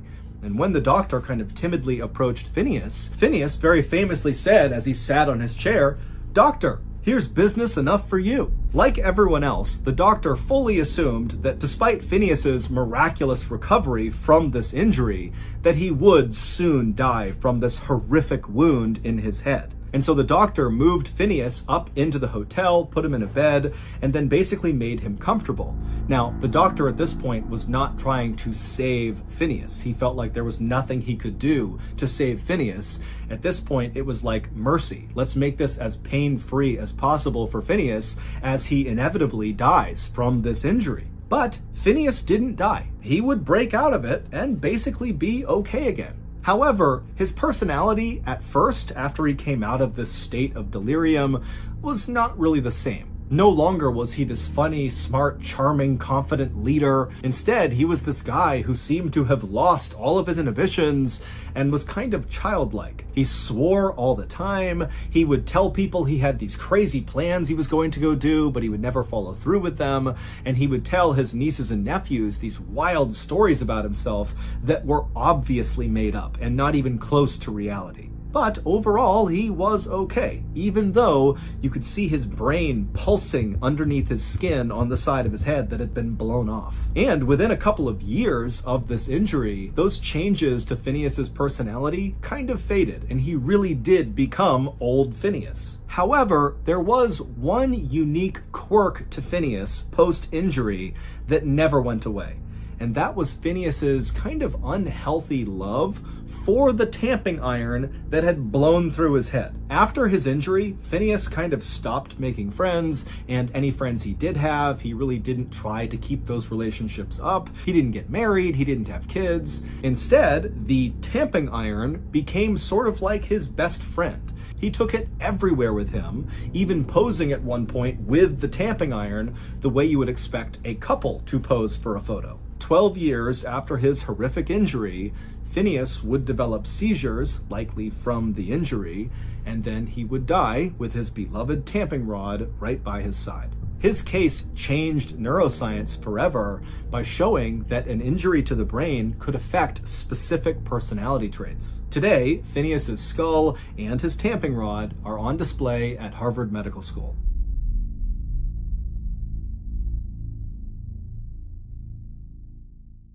On the evening of December 14th, 2024, a woman in her mid-30s named Priya got ready for bed inside of her home in Chehenkalo village, which is a rural community in central India.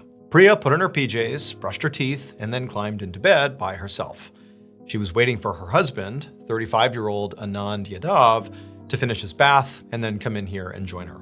And as Priya laid there, just waiting for her husband, she couldn't help but feel like their house was so quiet. And in many ways, the quiet of their house was this constant reminder of this really deep sadness in her life, which is, Priya really wanted a kid, but she and her husband had struggled to get pregnant. And now, they're in their mid-30s and it just seemed like time was running out. And, it's like all she wanted was a family and she didn't know if she would actually have one. Now, for Priya though, this was not some new revelation. Like this pain had been going on for years. And so like she did most nights as she laid in bed waiting for her husband, she just did her best, not to dwell on it and just think about the other things in her life that were going well, like, her relationship to her husband. They were very happy and a very healthy couple. And so she's sitting there and she's thinking about that and again, trying to be grateful when the door opens to the bathroom and Anand comes out, but he's not dressed for bed. He's wearing a bathrobe, like he hasn't gotten dressed yet. And he's acting kind of funny. And Priya, she's looking at her husband, trying to figure out like, what is he doing? Why isn't he dressed? What's going on here? When she suddenly realizes his face is like bright red. Clearly there is something wrong with her husband. And then before she can ask him what's going on, Anand just turns and runs out of their bedroom, just wearing his bathrobe. And so Priya, she gets out of bed and she chases after her husband, trying to make sense of what the heck is going on here. She gets outside and she sees her husband is now collapsed on the ground outside. And so Priya really does not know what's happening here. She has no sense of what could be wrong. And so she just runs over to her husband and she rolls him over and she's shaking him to like get him to talk to her. But all she sees is his face is still this beet red color and it's almost like he's passed out or something, like he's not responsive. And so really having no clue what else to do, she just rushed next door to her relative's house. She got some family members, they came outside and together they scooped up the non-responsive Anand, threw him in a vehicle, and they rushed him to the hospital. And when they got to the hospital, Priya leapt out of the car, leaving Anand and her family behind, and she bolts inside. She tells the front desk attendant what's going on, that her husband, he's not breathing, he's unresponsive, he's in the car. And so right away, medical staff came charging out. They went and they got Anand, they brought him inside, and before long, Priya is running behind all the doctors and nurses that are rushing Anand on a gurney through the hospital to an exam room. They get in the exam room, and even though Priya, she's kind of off to the side, she can't really see what's going on, but she can see the doctor who is primarily trying to figure out what's wrong with Anand. And she sees at first he's kind of like doing a couple things to see if he can get Anand to start reacting to him. But pretty quickly, she sees this doctor just kind of sit back, and there's this look of pity that comes over his face. And he turns and he looks over at Priya and he tells her that, unfortunately, your husband is dead. Now for Priya, this whole thing has happened so quickly that it's almost like she can't even begin to process it. And so instead of, becoming hysterical with grief, her first thought is, how could he have died? Anand was a healthy guy. He's, 35 years old. He's in the best shape of his life. He's a happy guy with a robust social life. Like there's no reason he should be dying right now. Like what in the world happened here? What killed him? Like that's her question to the doctor. But the doctor said, he's like, I don't know. The only way we're going to be able to figure out what happened here is to do an autopsy because there's just nothing obvious. And so sure enough, a couple of days later, the hospital's pathologist was inside of an exam room with Anand's body laying on a table right in front of him. And this pathologist had done countless autopsies. This was, very standard work for this doctor. And so the pathologist, they went into this autopsy really not having any idea what killed this guy. But in their head, they were thinking, okay, maybe it was a sudden heart attack because this sort of seems like that could be it. And so they made their first incision on Anand's chest, and the first place they went to look was Anand's heart. But after looking at Anand's heart, they determined that no, he did not go into cardiac arrest, he did not die from a heart attack, this death was not connected to his heart. And so the pathologist naturally moved from the heart to Anand's lungs, which is another area that, he believed could have something to do with this death. But after checking those out, it was clear the lungs did not have to do with Anand's death. And so after that, the pathologist wound up checking all of Anand's organs, trying to find any sign of what killed him. But there was I don't ever slow up, no I don't take shit. I got no love for the fakeness. If you wanna play tough and wanna hate this, I'll always show up. I don't ever slow up, no I don't take shit. I got no love for the fakeness. If you wanna play tough and wanna hate this, I'll always show up and make a statement. I don't ever slow up, no I don't take shit. I got no love for the fakeness. If you wanna play tough and wanna hate this, I'll always show up and make a statement. Everything I do so instinctive and so passionate. Every word I move so descriptive like an adjective. I got a vendetta against people who patented being negative when you should be getting after it. I got facts over tracks, this and that. Spitting slow, spitting fast. I could roast, I could gas. Think I'm okay at last, but I don't know if that can erase all the past. And the pettiness, a reflection of the emptiness. Hilarious, you think you're worth my time, you're delirious. Mysterious, because you hide behind a fake exterior. Inferior, you know I'll always be a bit superior. Get off of me, this ain't no humble brag. Tantric, which is basically a practitioner of occult magic. And this tantric gave Anand instructions for how to perform this ritual that supposedly guaranteed, if he did it correctly, that he would be able to have his child. Anand clearly believed this tantric, and so after being given the instructions, he went out and gathered the necessary resources, and he took them home.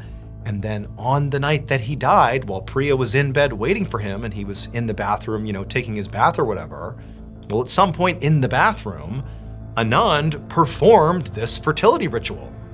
And it killed him. Anand, per the tantric's instructions, had taken a living baby chicken, a chick, and attempted to swallow it whole. Apparently that was all he needed to do in order to have a child as he so desperately wanted. But when he swallowed this chick, it got stuck in his throat. And within minutes, he suffocated to death. And also, unfortunately, the chick died as well. Yellowstone National Park in Wyoming is one of the most remarkable and beautiful places on Earth. Not only is it renowned for its biodiversity, which includes some incredibly resilient microbial organisms, it's also home to one of the world's so-called supervolcanoes. This supervolcano sits atop one of the world's largest magma bodies fueled by an upwelling plume of superheated material. This dynamic and violent subterranean plumbing means the water bodies at the surface, the famous Yellowstone hot springs, are highly acidic and incredibly hot. If you were to ignore the countless warnings around these hot springs telling you to stay away, do not go in the hot springs, if you were to ignore those and go in one, or more accurately, fall in one, this is what would happen to you. First, your body would register that your skin was bathing in waters exceeding 200 degrees Fahrenheit. This would hurt like nothing you can possibly imagine. But it would only hurt as long as your nervous system was able to register pain, which would only be for about 1 minute or less. At this temperature, your skin would begin to quickly break down and disintegrate, and your blood vessels in your underlying dermis would rupture, causing rapid blood loss. Some underlying skin layers would not break down, but they would lose all of their water and become tough and blackened. And your underlying subcutaneous fat would bubble off as well. All in all, this is known as a full thickness burn, and it would occur in about 1 minute in these waters. Your nervous system would enter a state of shock and become irreversibly damaged, which would lead to most, if not all, of your organs to fail if the heat stress has not already done that to you. You would be dead within 2 to 3 minutes, and then at that point, the acidity of the water would take over. Within a few hours, your body, including your skeleton, would be completely dissolved into absolute nothingness. And for anyone who falls in but manages to climb out again before being dissolved, they are not out of the woods. Many of those people, unfortunately, will die hours, days, months later due to complications from the burns. On June 7, 2016, Colin Scott and his sister Sable went to Yellowstone to see the famous hot springs. The siblings were exploring the Norris Geyser Basin, which is the park's oldest and hottest thermal area, when they decided to leave the safety of the boardwalk and walk past all the signs telling them, do not leave the boardwalk, this is dangerous, turn around. They decided to walk past all of those and venture out off the course. They walked approximately 200 meters away from the path to the edge of a hot spring that was not really part of the main tour, and they were just standing there when Colin apparently tripped and fell into the hot spring. And his sister was just not able to do anything. She knew she couldn't go in after him, and he very quickly sunk below the surface and didn't come up again. She ran back to try to get help, but by the time they got back to the edge of the hot spring, he was gone. And in fact, the only thing they would find of Colin Scott was his flip-flops. Since 1890, Colin Scott, along with 21 other people, have died by falling into these hot springs. Larry Mario Moncada graduated from college and moved back in with his parents in Iowa. He was excited about his future, and his parents were extremely proud of him. As soon as Larry moved back home, the first thing he did was go out and get a placeholder job at the No Frills supermarket, which was a local supermarket right in town. He figured, you know what, it's temporary, but I don't want to just sit around all day. I want to do that until I find my career. But even though the job was supposed to be temporary, he found that he kind of loved the job because he loved the people he worked with, and his co-workers would later say that they loved working with him too. But everything in Larry and his family's life would get turned completely upside down in November of 2009. On November 26th, while a blizzard raged outside, Larry and his family celebrated Thanksgiving inside. After everyone was done eating, Larry told them that he actually had an overnight shift at the supermarket. And I don't think his family knew he had this shift. So they were like, oh man, do you really gotta go? The weather's so bad.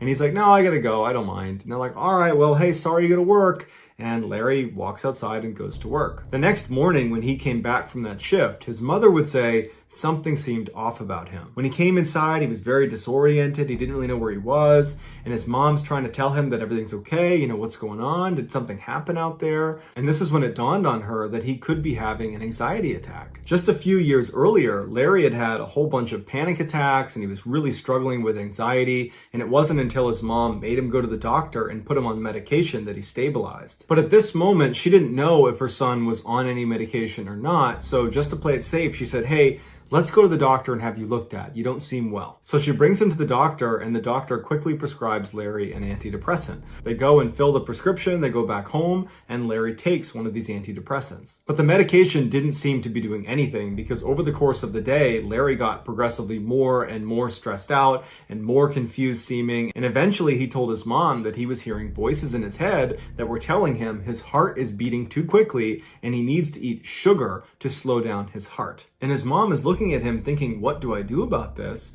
And so all she could think to do was just to stand next to him and kind of comfort him as he sits there eating sugar over the course of the day. Finally that night he would fall asleep, and his mother prayed that over the course of the night that somehow this medication he had been prescribed would kick in and he would wake up and feel better, because so far it really seemed to only be getting exponentially worse. But the next morning when Larry got up, he was just as bad as the night before, except now he was having these vivid hallucinations. He said there were people in the house that were looking for him, and so he spent the day running around the house hiding from people in the house that were not actually there. Then finally that night, Larry just kind of loses it and begins screaming at his parents and berating them before suddenly running out the front door without shoes, without a jacket, no wallet, no cell phone, no anything, and he just runs directly into the blizzard and disappears. His family was so caught off guard by this happening that it took them a minute to get out the front door after him, but it was snowing so hard they could barely see in front of their face,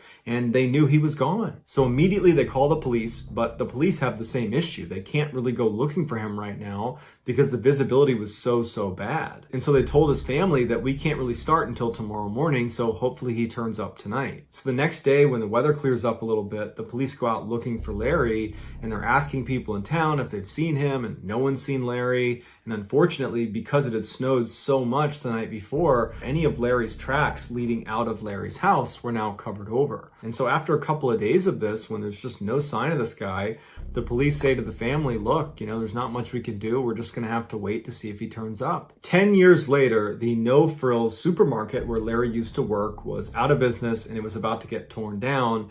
And some contractors were sent in to start ripping down the shelving and breaking down the inside of the building. And when they went into the back and began pulling away those huge freezers that keep your milk and your dairy products in, they start pulling those away from the wall. Larry's body comes tumbling out.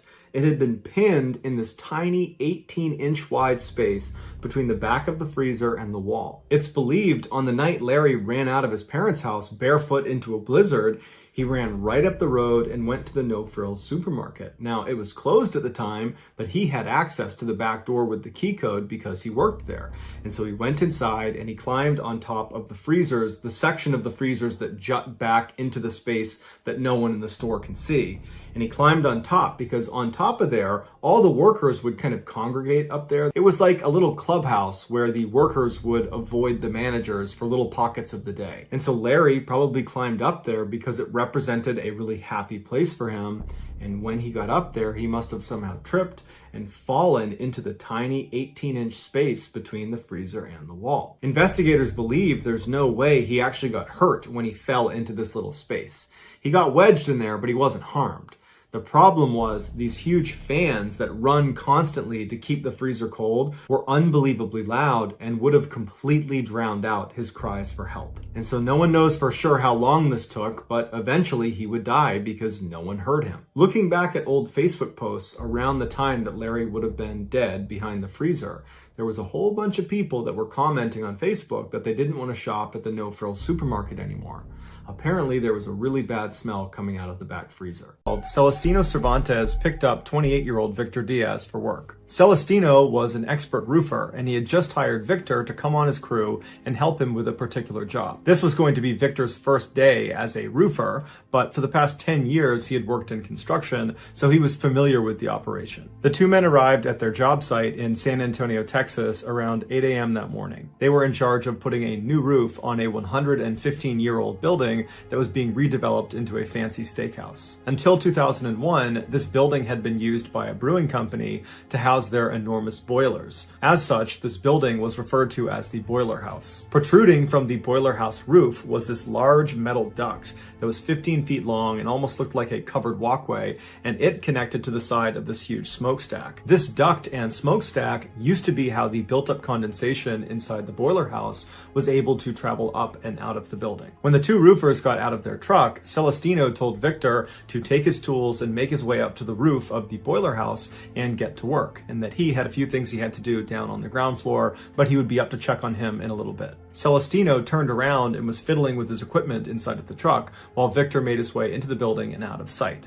An hour and a half later, Celestino went up to the roof to check on Victor, but he couldn't find Victor anywhere and he couldn't find his tools anywhere. So Celestino went back down into the main section of this building where other contractors that were working on this renovation were, and he began asking them, hey, have you seen this guy, Victor? He works with me, I can't find him, and no one had seen him.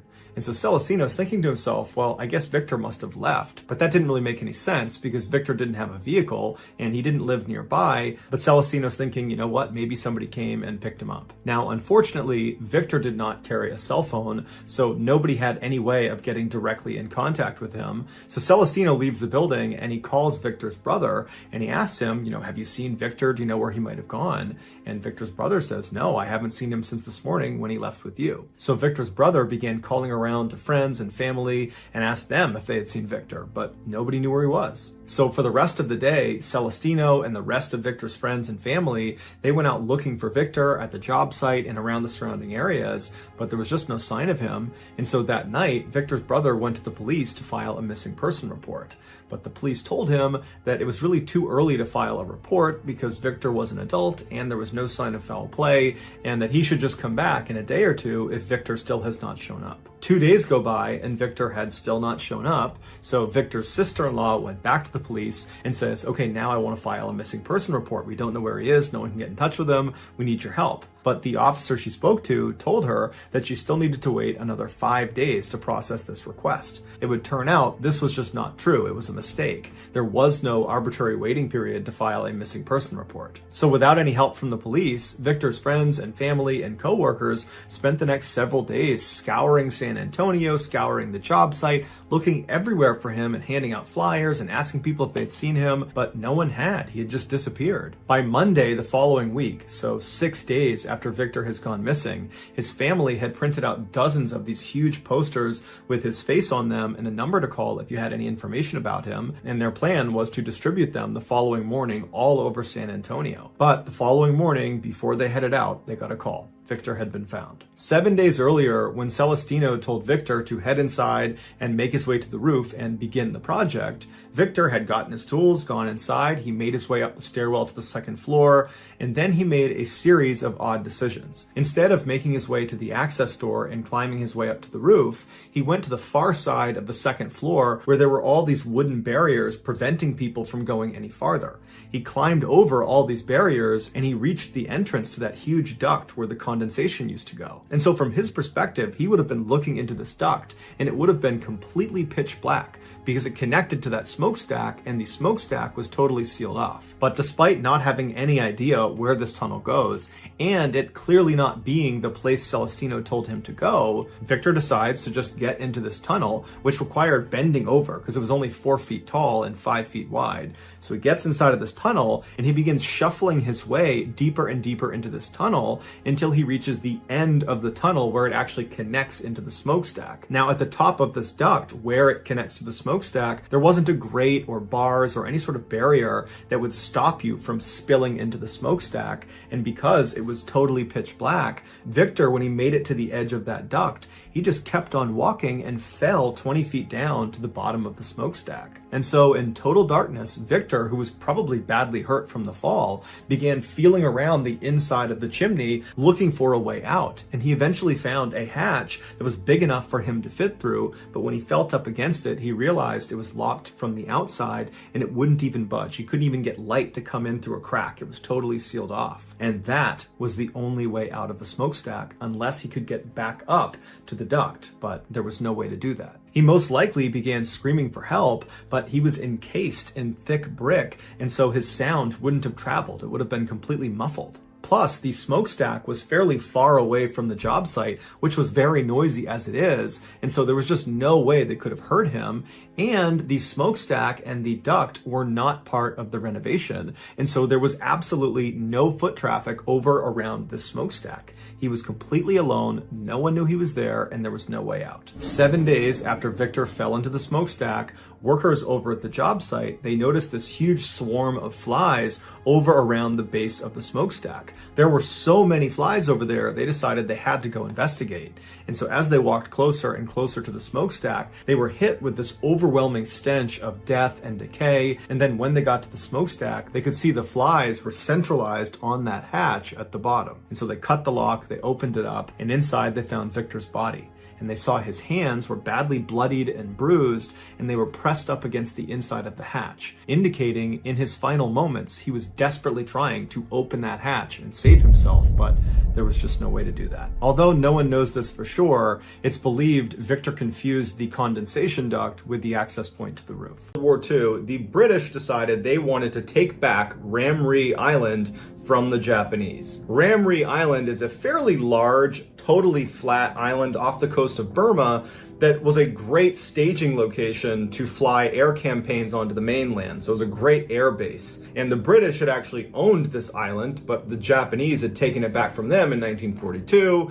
And so here they are in 1945 looking to take it back. So on January 21st, 1945, British and Indian infantry stormed the beaches of Ramree to try to take it back. As soon as they land, they have all this naval artillery support just bombing the crap out of this airbase, and it was just a matter of time before they overwhelmed the remaining Japanese. But the Japanese do not want to surrender, and instead they give up the airbase that they were on, so the British take that back, and the remaining 1,000 Japanese soldiers started retreating to the opposite end of the island, to where there was a much larger battalion of Japanese soldiers that they could meet up with. But the only issue with this particular retreat was they would have to go through 10 miles of mangrove swamp where there's poisonous spiders and insects and deep mud, making it almost impossible to move. But they're determined and they head off into the swamp. But what the Japanese were not ready for is what Ramree Island is famous for: a creature that makes poisonous snakes and spiders and insects look like child's play. And they were walking directly into its den. The British troops decided we're not going to go chasing them into the swamp, and instead what they did is they set up boats, blocking positions outside of the swamp. If any of the Japanese tried to escape, they would be there waiting. And so the only way the Japanese could get out of there would be to go to the absolute other end, 10 miles away, where their Japanese counterparts were. So that night, as the British are just kind of hanging out in their boats staring at the swamp, they start hearing screams coming from inside of this swamp, and it's Japanese soldiers. Then you hear gunfire and then silence. And then it would start all over again. All over this huge swamp was just screams, gunfire, silence, screams, gunfire, silence. And the British are watching this like, do we have troops in there? What's going on in there? What was going on in there is defined by the Guinness Book of World Records as the largest massacre of humans caused by animals. And not just any animal, saltwater crocodiles. These massive man-eating crocodiles can weigh up to 1,000 kilograms or 2,200 pounds. They can grow to be 7 meters in length or about 23 feet in length. And National Geographic has labeled these crocodiles as the most likely to eat a human of all animals.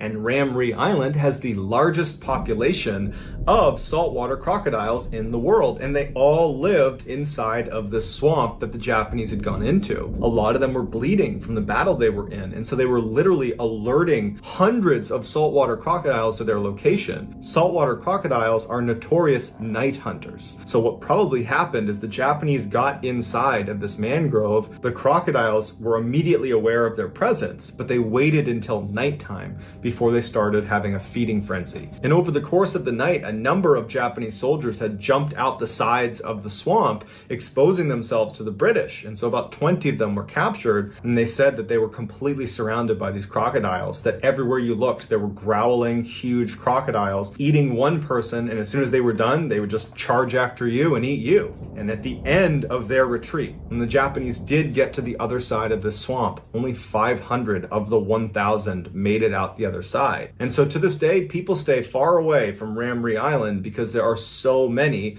of these man-eating saltwater crocodiles that have no issue ripping you. Veach was an avid long-distance hiker that spent lots of his time hiking around the Mojave Desert in search of caves and abandoned mine shafts to go check out. Sometimes he'd bring his girlfriend with him, but most of the time he was on his own, and he would stay out for a couple of days at a time. Kenny was constantly on YouTube watching hiking videos and anything to do with the Mojave Desert. And Kenny was a regular commenter on all of those types of videos. In June of 2014, Kenny must have watched this video called Son of an Area 51 Technician because he had left this comment where he was telling the community that had watched this video that he had had a very strange thing happen to him when he was out hiking near Area 51. For those that don't know what Area 51 is, it's a highly confidential United States Air Force installation that is frequently looped into alien conspiracy theories. Kenny goes on to describe this strange event, and he said he found this cave entrance on the side of this mountain that was shaped like an uppercase M. As Kenny walks up to enter this M-shaped cave, he said his body started to vibrate and it stopped him in his tracks. And he said he didn't know what it was, but as he walked closer and closer, his body just continued to vibrate to the point where he said he just had to turn around and leave, that he knew something was wrong with this cave and he could not go inside. And so he said he turned around and he left. His comment got a lot of traction on this video, and a lot of people jumped on and were like, well, I don't really believe you, one, but if that is true, you got to go back. You got to go back there and explore it. You got to document this. Whatever this is, we want to know what it is. They were basically egging him on to go back and check it out. Kenny responded to his critics and said, I'm telling you the truth. I know what I saw. This cave was different. I go out in the desert all the time looking for caves, and I go in them. That's what I do. This one was different, and that's why I didn't go in it. But people just kept egging him on to go back and check it out and to film it, show documentation of this thing. And so finally he agrees. A couple of months later, Kenny goes back out to the Mojave Desert with his camera, and he films himself looking for the M cave, but he can't find it. So the video's kind of a bust. He still uploads it to YouTube, and he tells everyone that he's gonna go back out again. He knows where it is. He's fairly confident that he can get to it again, but he just needs to go out a third time to go look for it. Over the course of the next month, in the comment section of that video, people are encouraging Kenny and saying, go out there, go find it, we're so excited. One commenter was not so encouraging. Their name was Lemmy Killmeister, and they wrote on his video, do not go to M Cave. If you go in, you won't be able to get out again. Kenny wrote back, what do you mean? And Lemmy Killmeister didn't respond and subsequently vanished from YouTube. Kenny brushes this off, and on November 10th, 2014, he heads back out once again to try to find M Cave. On November 14th, when he had not returned and his girlfriend had not heard from him and couldn't get in touch with him, she called the police. The police launched this massive search for Kenny. They knew roughly where he was going to be because he had documented it so aggressively on his YouTube channel, and so they search in that area, and after about a week they find his cell phone, and it was laying outside of an abandoned mine shaft. Now immediately searchers think, well, he must have fallen into this mine shaft that was almost a vertical mine shaft. He must have fallen in there to his death. So they get a camera and they feed it down into this mine shaft, and there's no one in there. And very clearly, no one had been down this mine shaft in a very long time. Certainly not Kenny. There were no tracks around where his phone was located, so no animal tracks or people tracks, and the phone didn't have blood on it or scratches on it. It was just sitting there with no new information. Beyond the cell phone, they had nothing else to go on, and eventually the search was terminated. Kenny never turned up. He was just gone after that. While it's pretty easy for people to chalk up this whole M Cave thing as total nonsense and that they believe all that happened is Kenny went out into the wilderness of the Mojave Desert and ultimately got lost and died, and that's fair, I do want to offer up one thing about his description of being near the cave, that first time he saw it. He described his body vibrating to the point where he couldn't go any further and he had to turn around and leave. The United States military uses these things called access denial systems around their highly classified installations. Anywhere where you cannot risk someone getting in, like a fence isn't good enough, they use these machines that fire beams at people that get too close. They're non-lethal, but it's like being thrust inside of a microwave. You feel hot and really uncomfortable, and you turn around and you get the heck out of there. The fact that Kenny was right near Area 51, a highly confidential area, regardless of alien conspiracies, it's a known highly confidential base. And he's discovering this strange cave entrance that doesn't look like other cave entrances, and he's walking up to it describing basically what it feels like to be hit with an access denial system. It makes you wonder, did he discover some secret entrance to some secret base? Or is this a bunch of crap and he just got lost in the desert and died? We don't know. But what we do know is that his search for M Cave probably ended his life. And that's why you should never go looking for MQ with respecting boundaries. In 1996, when Daniel was 24 years old, he became obsessed with this video game series called Ultima, which in the early days of PC gaming was this huge hit. It was this open world role-playing fantasy game. Daniel figured out where the creator of this game lived, and in the middle of the night in the spring of that year, he went to this guy's house and he knocked on the door. And when the creator did not answer the door, Daniel's frustrated and he leaves, but comes back a couple hours later and proceeds to break a window, climb inside this guy's house. He goes upstairs and he goes into one of the bedrooms where he crawls into one of the beds and falls asleep. The next morning, when the creator got up, he finds Daniel laying in one of his beds and he starts yelling at him to get out of his house. And Daniel's totally unfazed and he just wants to sleep in this bed. And so the guy calls the police show up and Daniel's still in bed. And so they haul him out and they arrest him. A year later, Daniel would be arrested again for trespassing, this time in Orlando, Florida at SeaWorld, where Daniel had, after hours, snuck into the manatee exhibit and was swimming around with the manatees because apparently he wanted to play with them. But despite his criminal history, Daniel was far from a hardened criminal. In fact, many people that knew him described him as a very gentle, pot-smoking hippie who just adored animals. In 1999, when Daniel was 27, he joined a small religious community of people that practiced Hare Krishna, which is a branch of Hinduism. They get their name from their chant, Hare Krishna, that devotees repeat over and over and over again. During his stay with this community, Daniel basically blew off all of his responsibilities. He didn't really practice the religion, he didn't help out around the temple. Instead, he spent virtually all of his time feeding the wild birds that came to roost inside of the temple's garden. And he kept this notebook where he diligently tracked who had come into the garden, which bird, and how much he had fed them, and what they looked like. Basically, all he cared about were these birds. After a month of living in the Hare Krishna community, Daniel abruptly tells the other worshippers that he's going to be taking a vow of silence. And this really confused the others because Hare Krishna does not encourage its members to take vows of silence. This was something Daniel was just going to do on his own. And so right before he took his vow of silence, he also informed them that he would be leaving. So he takes his vow of silence, he packs his stuff up, and he leaves. After departing, Daniel committed a series of petty offenses through South Carolina, Washington, Texas, and then ultimately in Florida.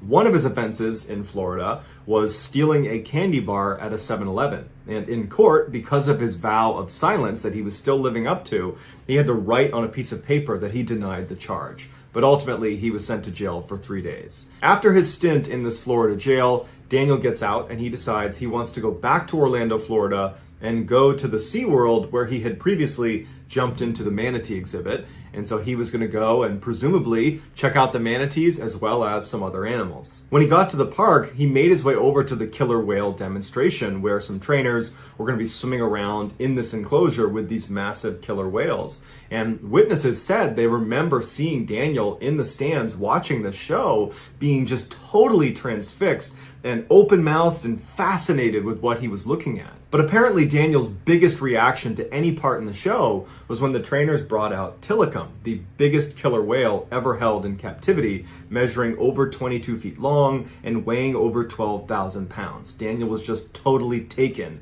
with Tilikum. So that night, after the park shut down and everyone went home, Daniel came back, now wearing a bathing suit. He hops the fence and he sneaks back into SeaWorld the same way he did a couple years earlier when he snuck into the manatee exhibit. And somehow he managed to go through the park without being picked up on a camera. And he makes his way over to the killer whale enclosure. He hops the fence, he takes off his shirt, takes off his shoes. So he's just got his bathing suit on and he jumps into the massive pool with Tilikum. When Daniel jumped into the manatee exhibit, he had said he just wanted to play with the manatees. And so it's assumed that when he jumped in with Tilikum, he just wanted to play with Tilikum.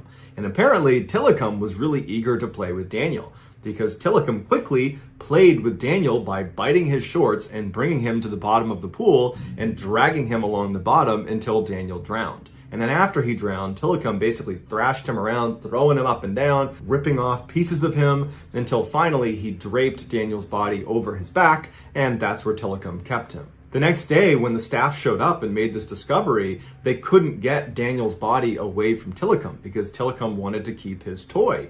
And so they had to use a special medical hoist to lift Tillicum up into the air to recover Daniel's body. Daniel's death was ruled an accident as a result of his poor decision making, and so as such, Tillicum was not. 2019, 14-year-old Harley Dilly was on his way to school. It was the last day before vacation, and he was furious with his parents. The night before, he had gotten into a huge fight with them, and as punishment, they had confiscated his phone. That afternoon, Harley did not come home. So his parents called the school to say, hey, have you seen our son? And they said, well, we know he was here today, but we don't know where he went after that. So the parents called some of Harley's friends, and none of his friends had seen him after school. His parents were worried, but they had seen this kind of behavior before. When Harley got really mad, he had a history of running away from the house and staying out overnight. He usually crashed with some friend and they would cover for him, or sometimes he would even sleep in abandoned buildings. And so that day, the police were not called. The next day, when Harley still didn't show up, the parents started to get a little bit more worried, and because their son didn't even have his phone, they had no way of getting in touch with him. And so they finally said, we gotta go to the police. And so the police launched a formal search for him, and right away there was no leads. Nobody knew where he was. Weeks went by, and the family was putting up posters all over town, telling their son that you're not in trouble, please come home. And everybody in the community is out there looking for Harley, but there was just no sign of him. Finally, almost a month after he had gone missing, the police received a tip. The house across the street from Harley's house was a vacant home because the owners were actually renovating the property, so they weren't living there. But they had cameras set up on the outside, and one of their cameras, when they reviewed it, picked up Harley walking towards their property on the day he went missing. And so the police show up at this property, the owners show up, they give them the key, the police go inside, they're yelling for Harley, they check all the doors and all the windows and everything is locked, there's no sign of a break-in. They go upstairs and in one of the bedrooms, they see there's a jacket lying on the ground, and it would turn out to be Harley's. It was the same one he had on when he went missing. And next to the jacket on the ground is this weird metal plate. And so after seeing this, the police believe Harley must be up on the second floor somewhere. He must have been hiding out in this vacant house the whole time. They don't know how he got in, but clearly this is his stuff. And so they start yelling for him and walking around the second floor, and it's silence. There's no sign of Harley. And so they go back in the room where his jacket and his plate is, and they look up on the wall, and pretty high up, there's a hole in the wall. And it looks to be about the same size as this metal plate, and they realize this plate is actually a vent cover, and that is a vent. Suddenly, police believe this could be a lot more sinister, that perhaps someone had harmed Harley and then taken evidence and stuffed it into a vent inside of a vacant house. So one of the officers gets a stool, they put it in front of this vent, they climb on top and they reach in to feel around for more evidence, and as soon as they reach in, they touch something and they pull their hand back out and they say, there's a person in there. And it would turn out the person inside of there was Harley, and he was deceased. Although no one knows exactly what happened to Harley, the leading theory is he climbed onto the roof of this vacant home on the day he went missing, and he looked down the chimney. There was no cap on it, and from his perspective, it looked like he'd be able to fit all the way down to the bottom. But what he didn't know was this chimney was wider at the top, and then as it went down, it got narrower and narrower and narrower, and in fact, the most narrow section towards the lower half, he never could have got through. This was an impossible thing he was trying to do. But regardless, he went in feet first, and he began making his way down, and then about the halfway point, he started to get stuck. And he believed it was because of his big, bulky jacket. And as it happened, he was right in front of this hole in the wall, which was the vent, and so he managed to punch the metal plate off of the vent, he got his jacket off, and he forced it through this hole, thinking that would give him a little bit more room. And it did. He began to sink a little bit further, and then he decides to put both arms over his head to try to make himself as narrow as possible. And it works. He starts to move down, but at some point he gets completely stuck, and he's struggling to breathe because the chimney is tight on his chest, and he's got his arms over his head, and he's starting to panic, and he lets out a scream. But as soon as he does that, the air coming out of his lungs causes his chest to compress, and he sinks just a little bit lower into that tight section of the chimney. And as soon as he comes to a stop, he tries to breathe back in again, but his chest can no longer expand to its full size, so he can't get a full breath. And so over and over and over again, as he's screaming and yelling for help, he's compressing his chest and sinking farther and farther into this inescapable trap until he reaches a point where he cannot go any lower, and his chest is crushed by the chimney. He can barely catch his breath. His arms are stuck over his head and his feet are dangling off the ground, and that is how he would stay until he suffocated to death. 1980s, significant volcanic activity began to occur all over Mount St. Helens in Washington state. The north face of the mountain had begun to visibly shake, and then by March 27th, there was steam coming out of the craters and vents all over the north side of the mountain. That April, scientists began to notice that there was this massive bulge that was growing on the north side of this mountain that was about 1 mile in diameter, and every day it was growing about 6 feet farther and farther up the mountain. And it was basically this massive undercurrent of magma that was going towards the top of the mountain, getting ready to explode. Initially, there was some speculation that perhaps this magma bulge is not nearly as big of a deal as people are making it out to be, that really, at worst, it could be a small eruption and it would have no impact on the surrounding areas. But authorities became skittish and were worried that they could just be caught with their pants down if this turned into a full-blown volcanic eruption. So they began evacuating the area. And for the most part, everybody evacuated, with the exception of a few scientists and some photographers and some really hardcore people that did not want to leave their homes. One of those people who had stayed behind was Robert Landsberg, who was a photographer, and on May 18th, 1980, he was out hiking about 7 miles away from the summit of Mount St. Helens, and he was making his way up to try to find a good viewpoint of that north face. He wanted to look at that magma surge that was making its way up on the north side of the mountain. And so finally he makes his way up and he gets to a great spot and he starts taking pictures of that north face. While Robert is taking pictures of that side of the mountain, a 5.2 magnitude earthquake struck the area, causing that entire north face of Mount St. Helens to be sheared off and begin falling down the side of the mountain. It's this massive landslide. It's one of the biggest that's ever been recorded in that area.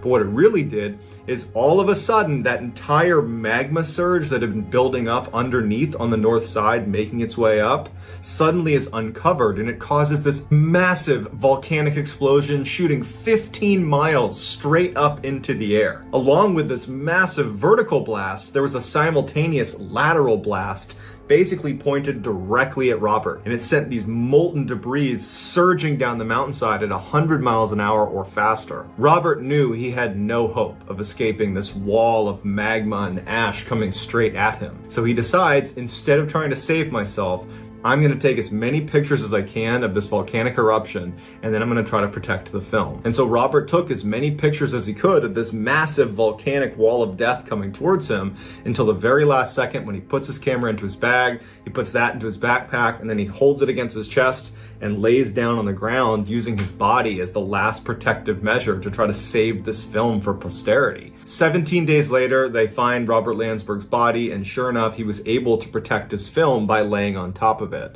And so they developed the pictures that he took, and they're incredible. Here are the final pictures that Robert Landsberg took before he was killed by the volcano.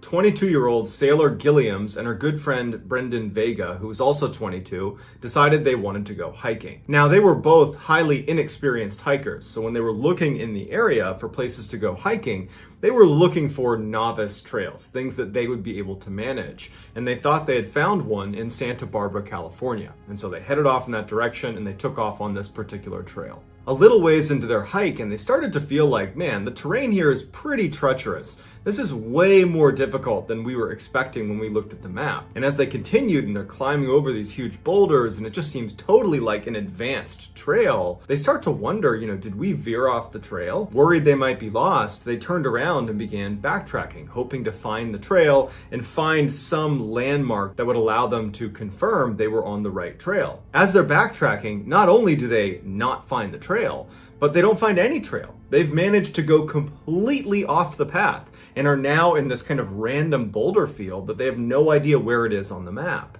Navigating this terrain in the daytime with light would have been difficult even for an experienced hiker. But now it's nighttime, they don't have flashlights, and they're jumping boulder to boulder, and Sailor at some point loses her footing and falls and fractures her leg. Brendan rushes over and tries to help Sailor stand up, but she can't move. And so Brendan tries to put her on his shoulders and starts walking with her.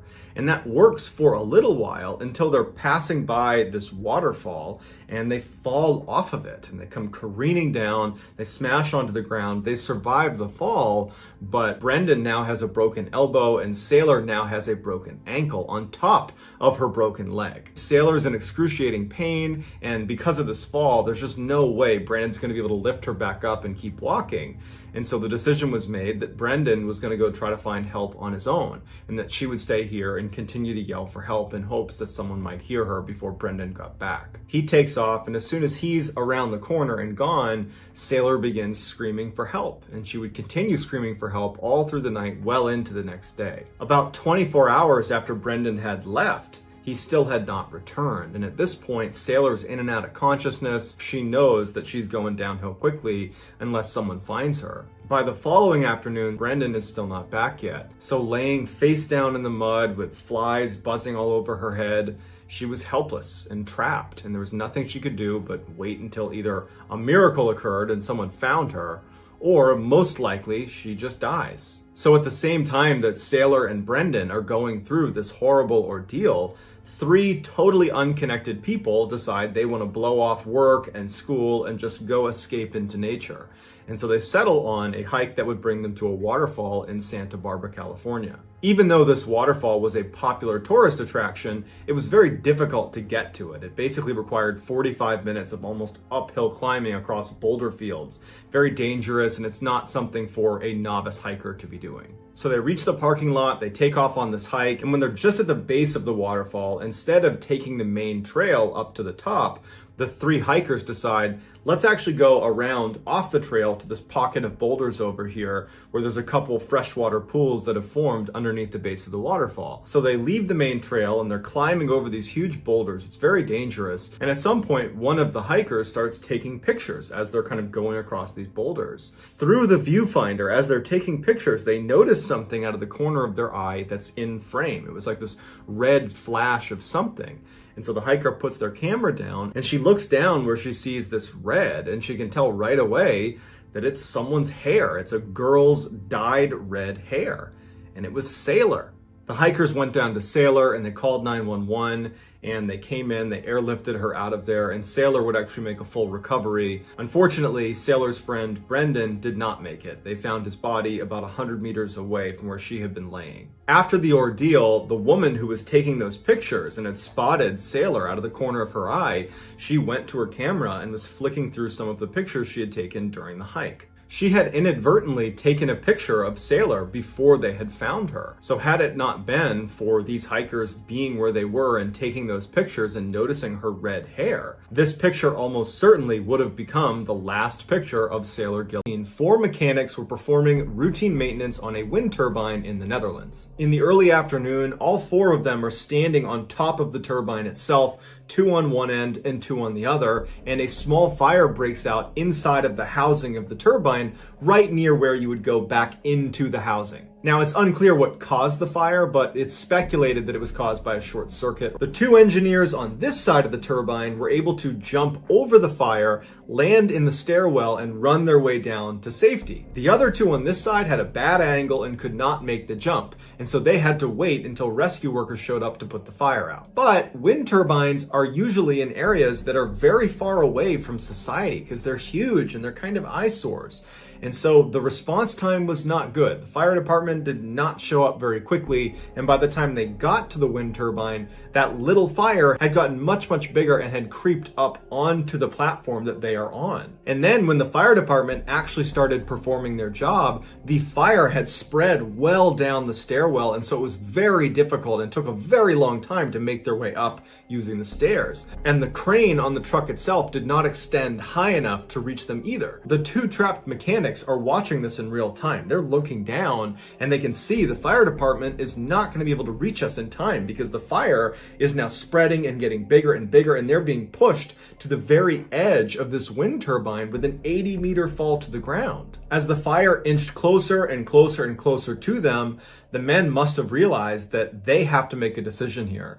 They can either sit here and wait and hope for some miracle that perhaps a helicopter shows up and scoops them up, or some other mechanism of rescue is able to occur, or they try to make a run for it through the flames on the top of the turbine into the stairwell and just hope that the fire in the stairwell is not as severe and that maybe they can run through it and make it out the other side. Or the final option is to jump off the side and hope you survive the fall. And so as the fire continued to grow and get closer and closer to them, the men embrace one last time, and then one of them makes a run for it through the flames into the stairwell. His charred body would be found right at the landing of the stairs. He did not make it very far. He really had no hope. The last remaining mechanic is standing there wondering what he should do. He's probably looking down in hopes that he's going to see his friend who just ran in there emerge at the bottom on the ground, safe.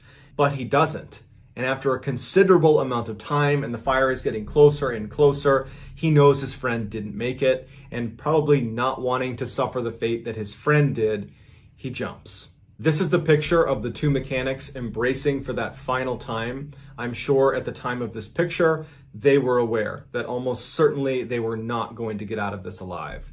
They were 19 and 21 years. Started as a rock climber and mountaineer, putting up dozens of big wall routes in Australia, as well as alpine first ascents in New Zealand, Patagonia, and the Himalayas in the 1990s. He took little interest in the marquee peaks. He preferred obscure, lesser-known peaks that were more challenging and complex. But in 1998, he fell nearly 30 meters during a climb and shattered his knee, which made it almost impossible to climb at the level he was climbing at before the injury. This injury that initially seemed like a really big setback because he loved mountain climbing, it ultimately spawned his true life passion that he didn't even know about, and that was sea kayaking. He took to kayaking because it didn't really require the use of his legs, and so he was able to continue to push the limits of his mental and physical endurance, but wasn't hampered by a knee injury. And much like his mountain climbing career, he very quickly began conquering all of the most difficult open ocean kayaking routes all around Australia and New Zealand, to the point where he had done all of them. The only one he had not done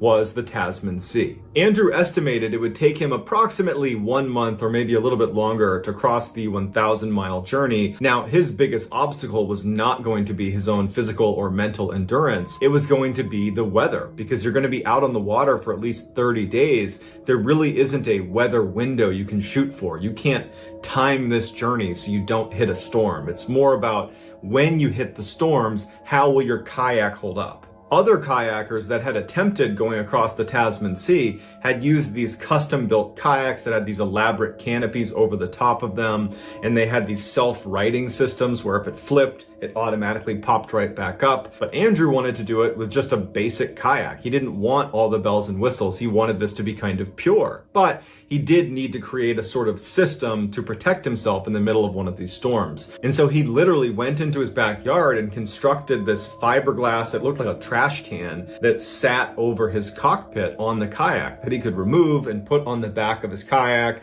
And then if he wanted to sleep, he could put it over him, and it was sealed and watertight, and it would protect him from the storm. And if he flipped over, he wouldn't just sink and drown. He called this dome Casper, and he painted a big smiley face on it. And so after months and months of preparing for this journey, finally on January 11th, 2007, Andrew would kiss his wife and his young son goodbye. He would hop in his kayak along with Casper, and he would set sail on his solo journey across the Tasman Sea. For the first 2/3 of the trip, it seemed to be going extremely well. Andrew was checking in regularly on his radio. He had enough food and water. His kayak was holding up. Casper was holding up great at night, so he was able to get some sleep. But some really bad storms that he was anticipating began rolling in kind of all at once in that final third of the journey. During one particularly bad storm, Andrew would remain locked underneath Casper for 28 straight hours as these 30-foot waves would just wreak havoc outside, flipping his kayak over multiple times. I mean, just absolutely terrifying stuff. Inside his kayak, he had this beacon that if he pushed the button, it would send a GPS signal to the rescue crew that would immediately come out and they would save him. And the whole time he's getting thrashed around out in the middle of the ocean, he never presses the button. Because much like he didn't want to have all the bells and whistles on his kayak, he also didn't want any help. So instead, he would send kind of sarcastic text messages to the people on shore, making light of the situation he was in. Like during this storm, he sent a text message that just said, "No picnic today." 12 days after that particular storm, where he was locked inside for 28 hours, he had made it to within 80 miles of the finish line. And so he texts his wife and just says, "See you Sunday at 9 a.m. This was on a Thursday. And so when his wife, Vicky, gets this text message, she's so excited. She gets together everybody that wants to meet him at the finish line. And in fact, they all go there early on Thursday to just hang out and camp out until he arrives. But 24 hours after that text message was sent to his wife, Andrew would send a distress signal to the New Zealand Coast Guard. On the recording, Andrew sounds desperate. He also sounds deeply fatigued, or maybe even hypothermic, and he's pleading with them to come rescue him because his kayak is sinking. At first, people, including the Coast Guard, thought this could be a hoax because Andrew was so competent out on the water, and he had just gotten in touch with his wife the day earlier saying, everything's great, I'm almost done, I've made it past all the hard stuff, I'll see you on Sunday. But of course, they still send out a search crew that night to look for Andrew. They can't find him, so the next day, on Saturday, they expand their search and they do find Andrew's kayak, except Andrew's not in it. The only thing missing was the canopy to the kayak. The rest of the kayak seemed to work just fine. His distress beacon had not been pressed, his GPS was still there,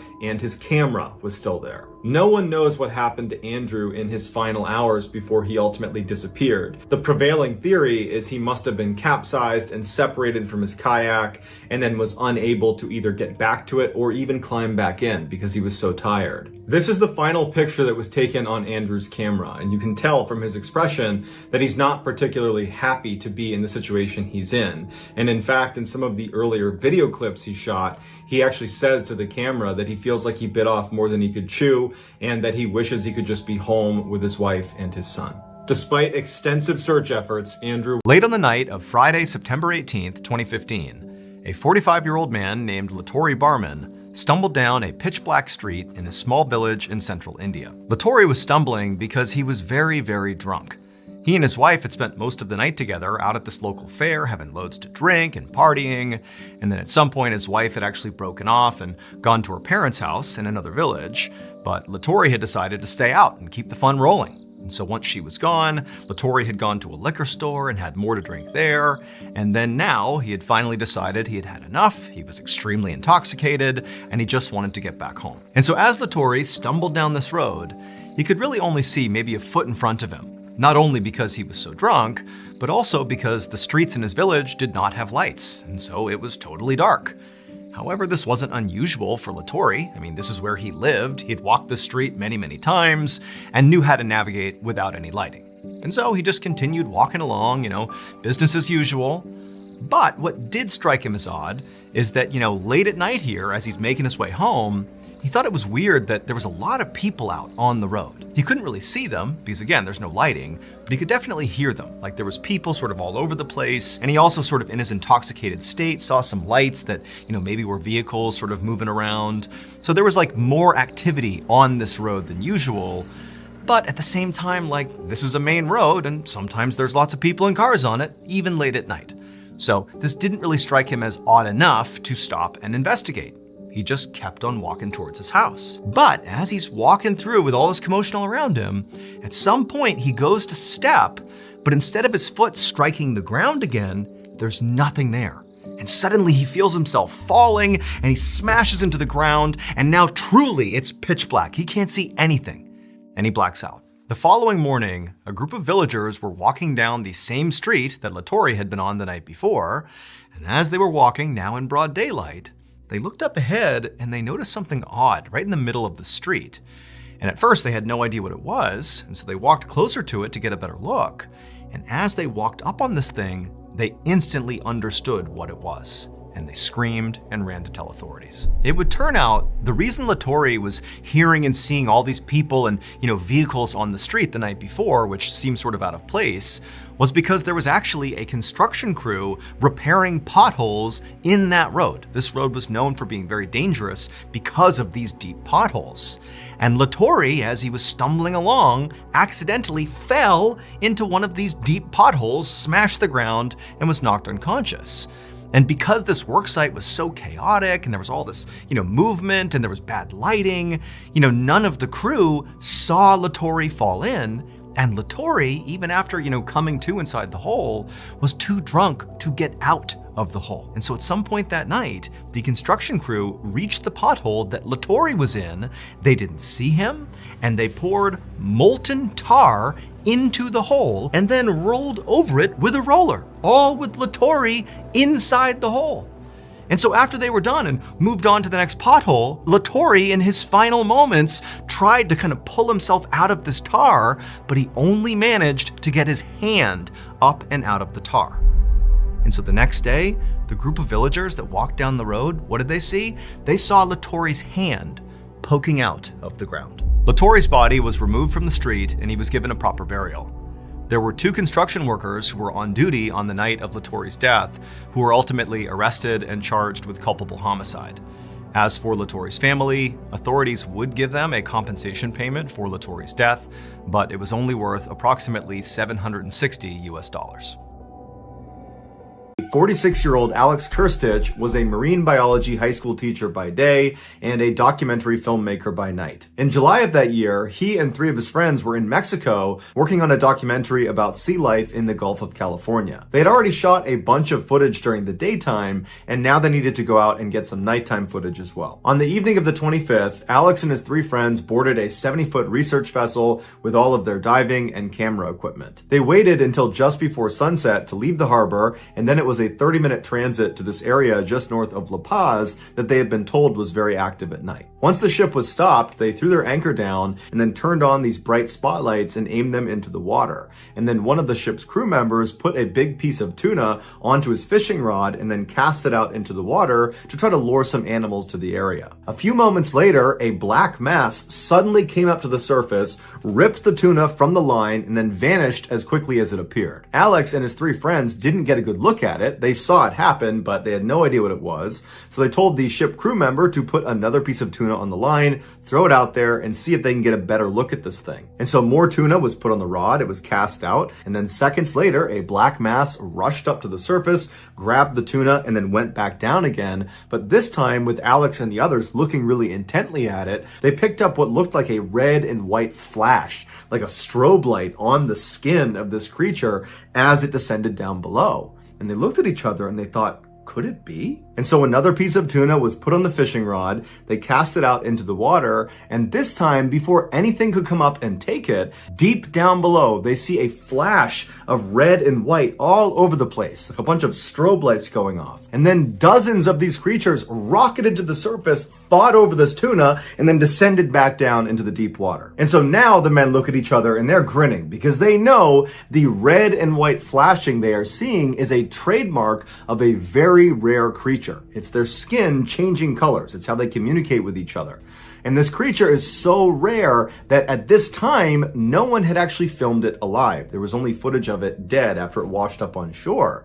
And so suddenly Alex and his team are thinking, man, our documentary is about to become legendary if we can just get in there and get the footage. And so the men eagerly put on their dive equipment, got their cameras, and prepared to enter the water. Had they consulted with anyone who studied this rare creature, they would have been told that getting in the water with them was a horrible idea and could easily get them killed. These rare creatures are called Humboldt squids, and they are 8-foot long apex predators that live in the deepest parts of the ocean. Because they almost never come up to the shallow waters, we know very little about them. What we do know is that, like all other squids, they have 8 arms along with 2 long tentacles that have all these suckers on it, and inside of the suckers are these teeth, these little daggers that they use to latch onto their prey, and then they pull their prey in towards their center, and at their center is this opening. It's their mouth, and it's called a beak, and it literally looks like a bird's beak. It's this hard thing that sits there and opens and shuts, and they use it to bite into their prey. And then inside of their beak is their tongue, and on their tongue are hundreds of sharp little daggers like more teeth that they also use to shred their prey. Typically, these jumbo squid will sneak underneath their prey and then suddenly shoot up, grab them with their 2 tentacles, and then drag them down to the deeper water where they feel safe, and then they begin the horrifyingly slow process of eating their prey alive because they have a gag reflex that prevents them from eating quickly. Humboldt squids are very intelligent, they're very social, and they're very aggressive towards humans, especially when they are in a large group or when they are eating. But of course, Alex and his three friends are not thinking about this. They're just eager to get into those jumbo squid-infested waters and get this footage, and so they give each other the final okays. They're ready, their equipment's good to go, and they slip off the side of the boat into the water. Once they were in the water, they sank down to 30 feet, at which point they spread out around the squid that were still darting up to the edge of the boat to try to get more tuna. After a few minutes of Alex and his buddies taking this great footage of these squids, a 14-foot shark suddenly comes into the mix and tries to eat the tuna off the side of the boat. But ironically, on its way out after not getting any tuna, the shark got its tail fins stuck on the actual hook and then became bait for the Humboldt squids. And seconds later, the squids began ripping the shark apart. And so Alex and his three friends decided to move closer to the drama to get some great footage. As Alex is right up next to this drama unfolding, he feels himself suddenly sinking in the water. And he's kind of fixated on getting the shot, so he's not really worried about why he's sinking. He's thinking maybe my buoyancy compensator off, maybe my weights are too heavy. But when he looks down, he realizes in horror, a Humboldt squid has wrapped one of its tentacles around his right swim fin. And so he instinctively begins kicking the squid's tentacle with his left leg. He gets it to release him, and in a panic, Alex begins swimming back up towards the surface. But he's still 40 feet away at this point from the boat. And at this point, the other squid had been alerted to Alex as now being considered prey. And so as Alex is going up, from behind, another squid comes up and wraps its tentacle around his neck. And his neck was the only area on his body that was not protected by his neoprene wetsuit. And so the daggers inside of the suckers on this tentacle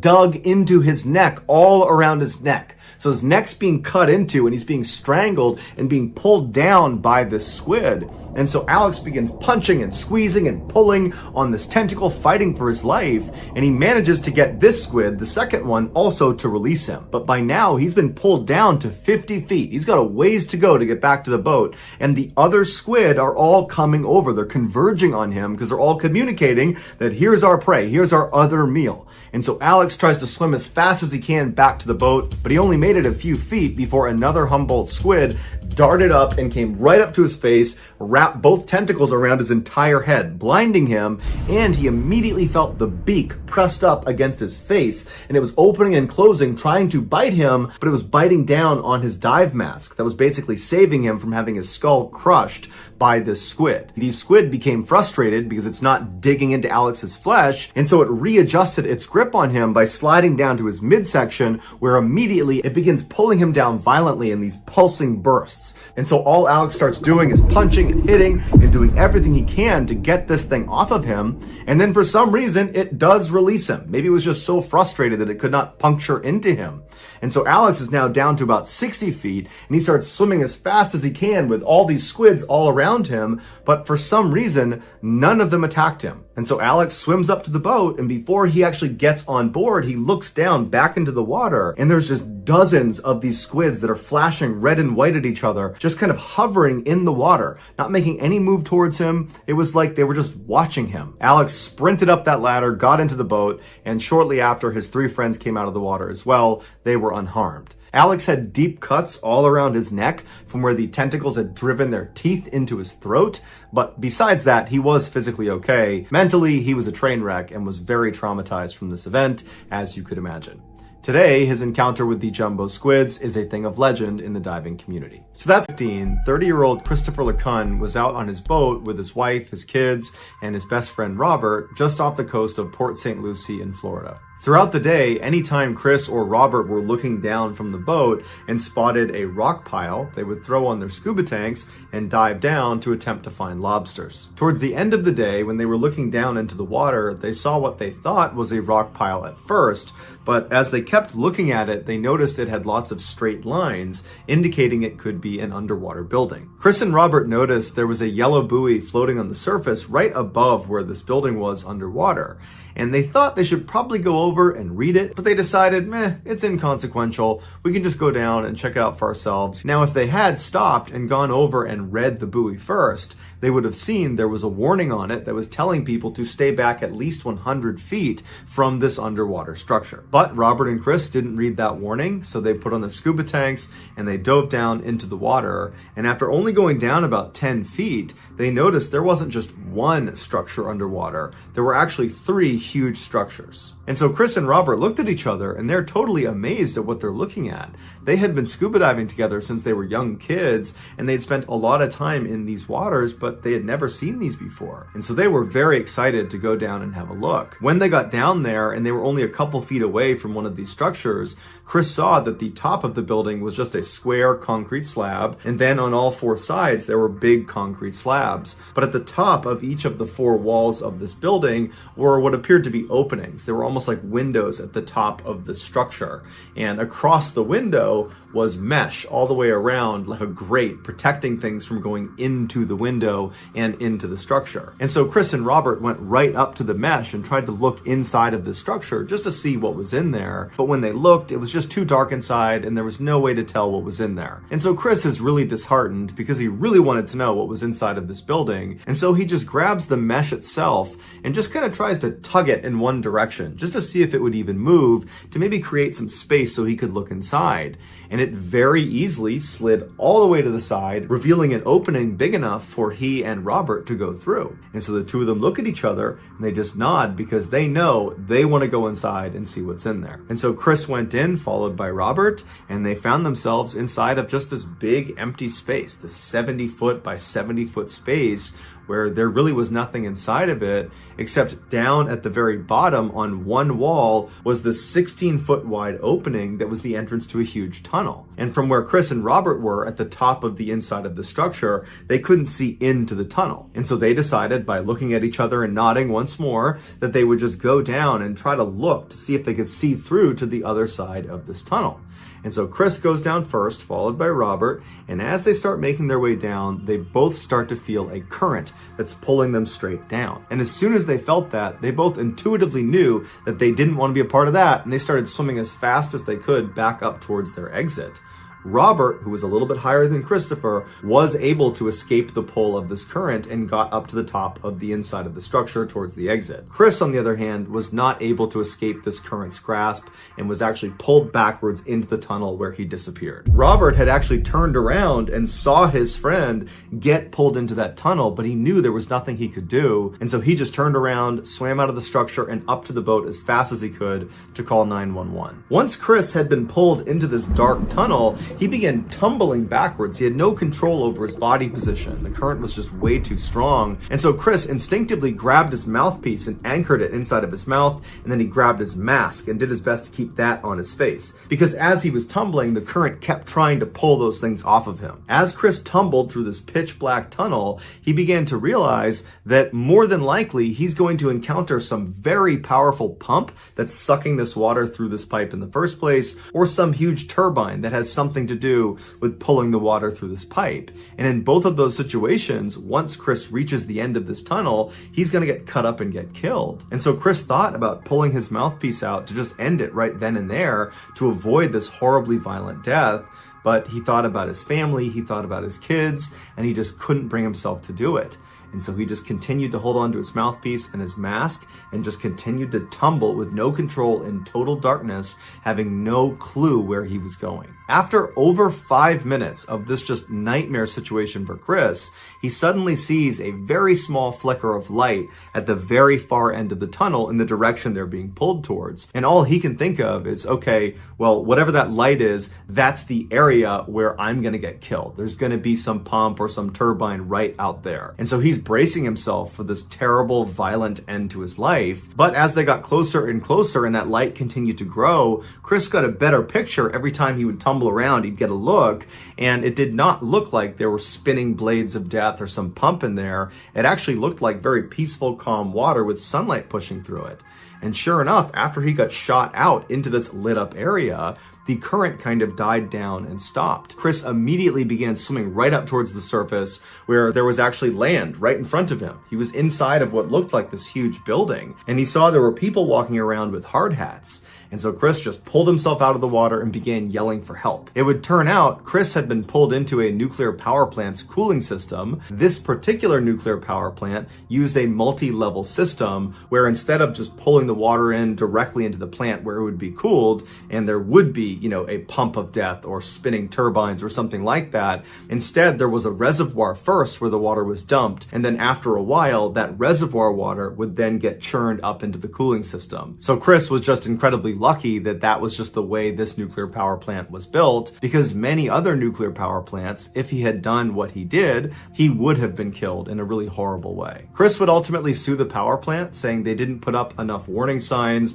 or enough deterrents to protect people from getting sucked into these intake pipes, and the power plant has countered by saying, we put up enough deterrents, you just went past them on purpose. As of now, it's unclear what came of that court. A 32-year-old United States Army soldier was stationed in Hawaii for training. This was his first time ever being in Hawaii, and so on his first day off, he planned to do some sightseeing. After doing some research, he settled on the Hawaii Volcano National Park as the first place he would go check out. This is one of the top tourist attractions in Hawaii that sees over 2 million yearly visitors.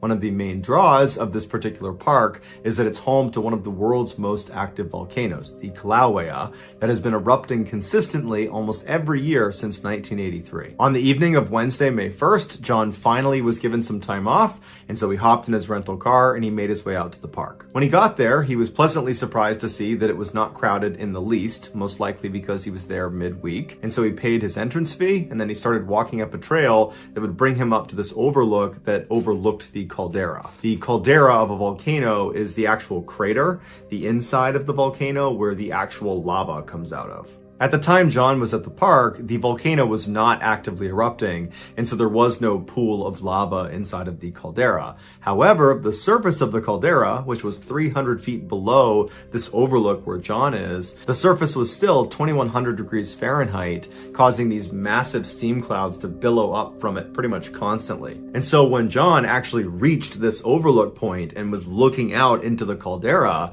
he was immediately disappointed because he couldn't see anything. And so as much as John craned his neck to try to get a better look down into the caldera, he was just totally obscured by the steam. Now, he was up against a safety railing that prevented people from getting closer, but he figured if he could just get right to the edge of this crater and he could actually look down inside, he might be able to see all the way to the base of the caldera. And so he looked around and noticed there were no other tourists up there with him.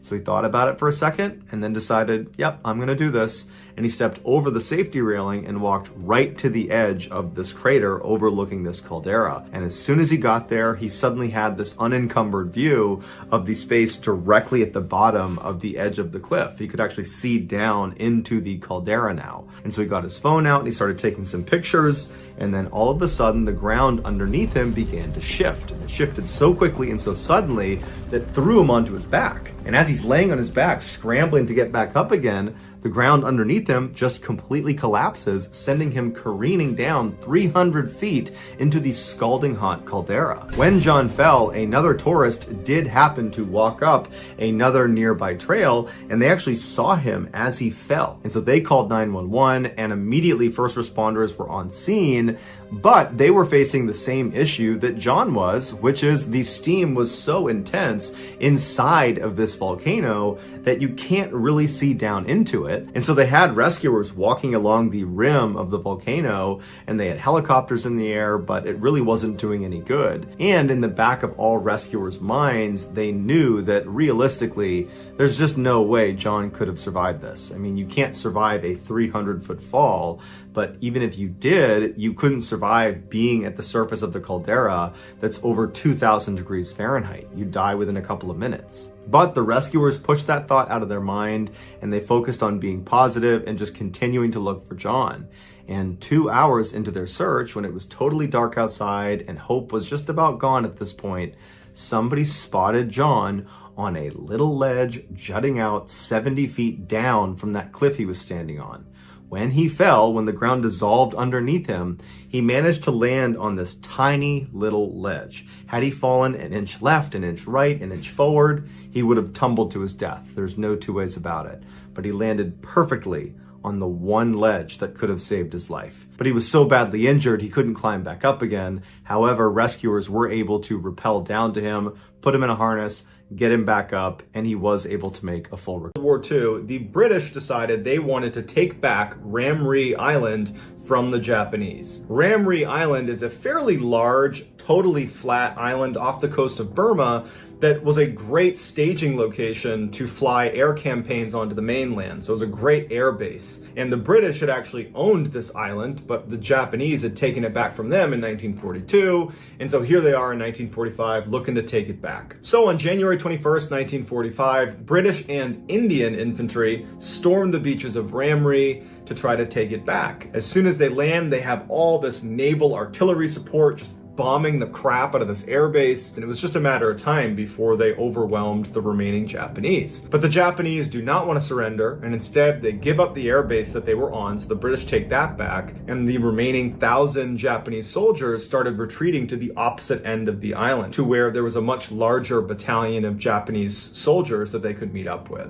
But the only issue with this particular retreat was they would have to go through 10 miles of mangrove swamp where there's poisonous spiders and insects and deep mud, making it almost impossible to move. But they're determined and they head off into the swamp. But what the Japanese were not ready for is what Ramree Island is famous for: a creature that makes poisonous snakes and spiders and insects look like child's play. And they were walking directly into its den. The British troops decided we're not going to go chasing them into the swamp, and instead what they did is they set up boats, blocking positions outside of the swamp. If any of the Japanese tried to escape, they would be there waiting. And so the only way the Japanese could get out of there would be to go to the absolute other end, 10 miles away, where their Japanese counterparts were. So that night, as the British are just kind of hanging out in their boats staring at the swamp, they start hearing screams coming from inside of this swamp, and it's Japanese soldiers. Then you hear gunfire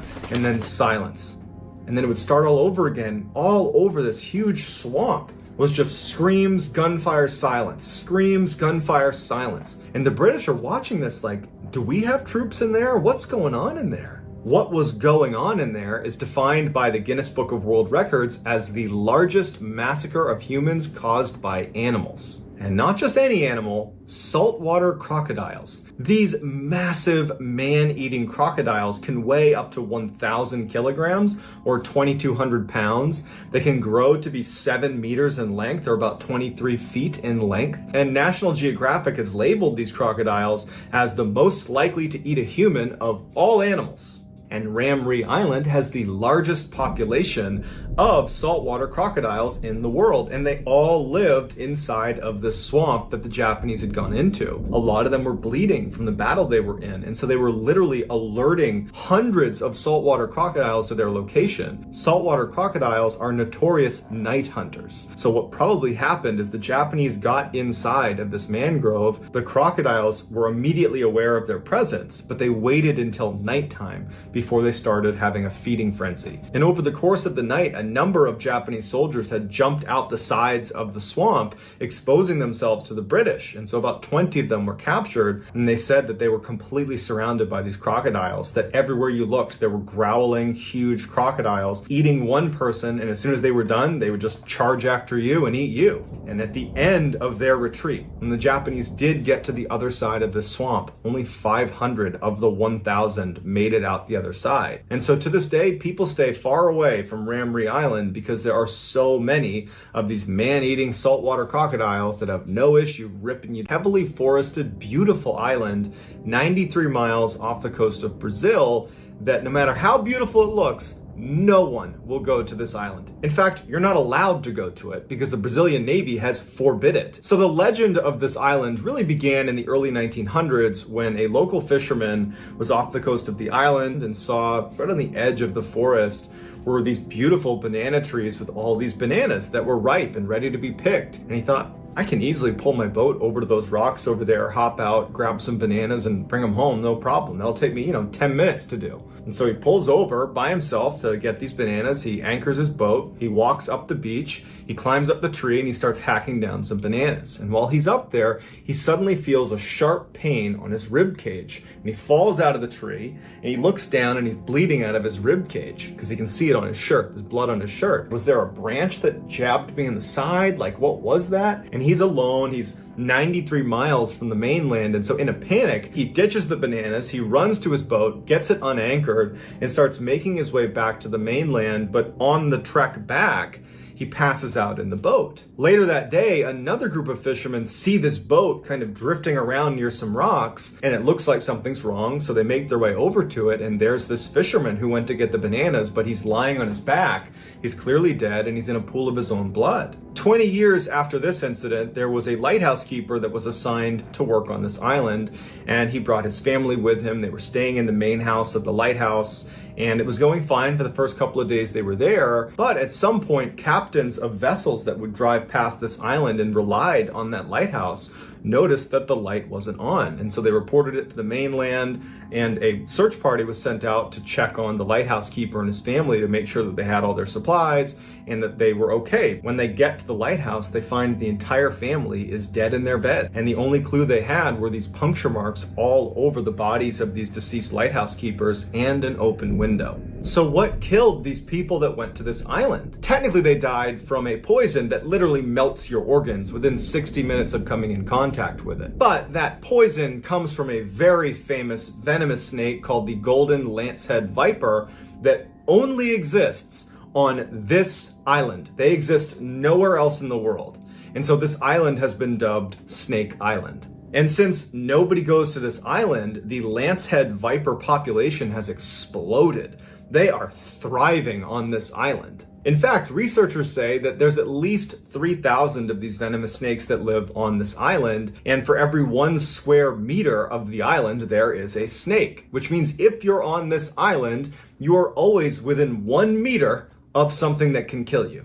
And these snakes aren't just on the ground either, because their primary food source are birds, and so the snakes have begun to live in the trees and catch birds that land in the trees. Meaning, if you happen to be walking on this densely forested island, you'd be surrounded almost 360 degrees by these wickedly venomous snakes that if you are bit, you have 60 minutes to get the antidote. If you don't, you're doomed 100% of the time. Nowadays, the only people that go to this island are the Navy, who replace the batteries in the lighthouse, which is now automated because it's too dangerous to be there. They go once a year to replace those batteries. Researchers occasionally go there, and you have poachers that go to try to catch some of these snakes because they're so rare. They can sell on the black market for 10 to 30,000 US dollars. But many of these poachers that manage to sneak onto the island just get bit by these vipers and die. So there you go.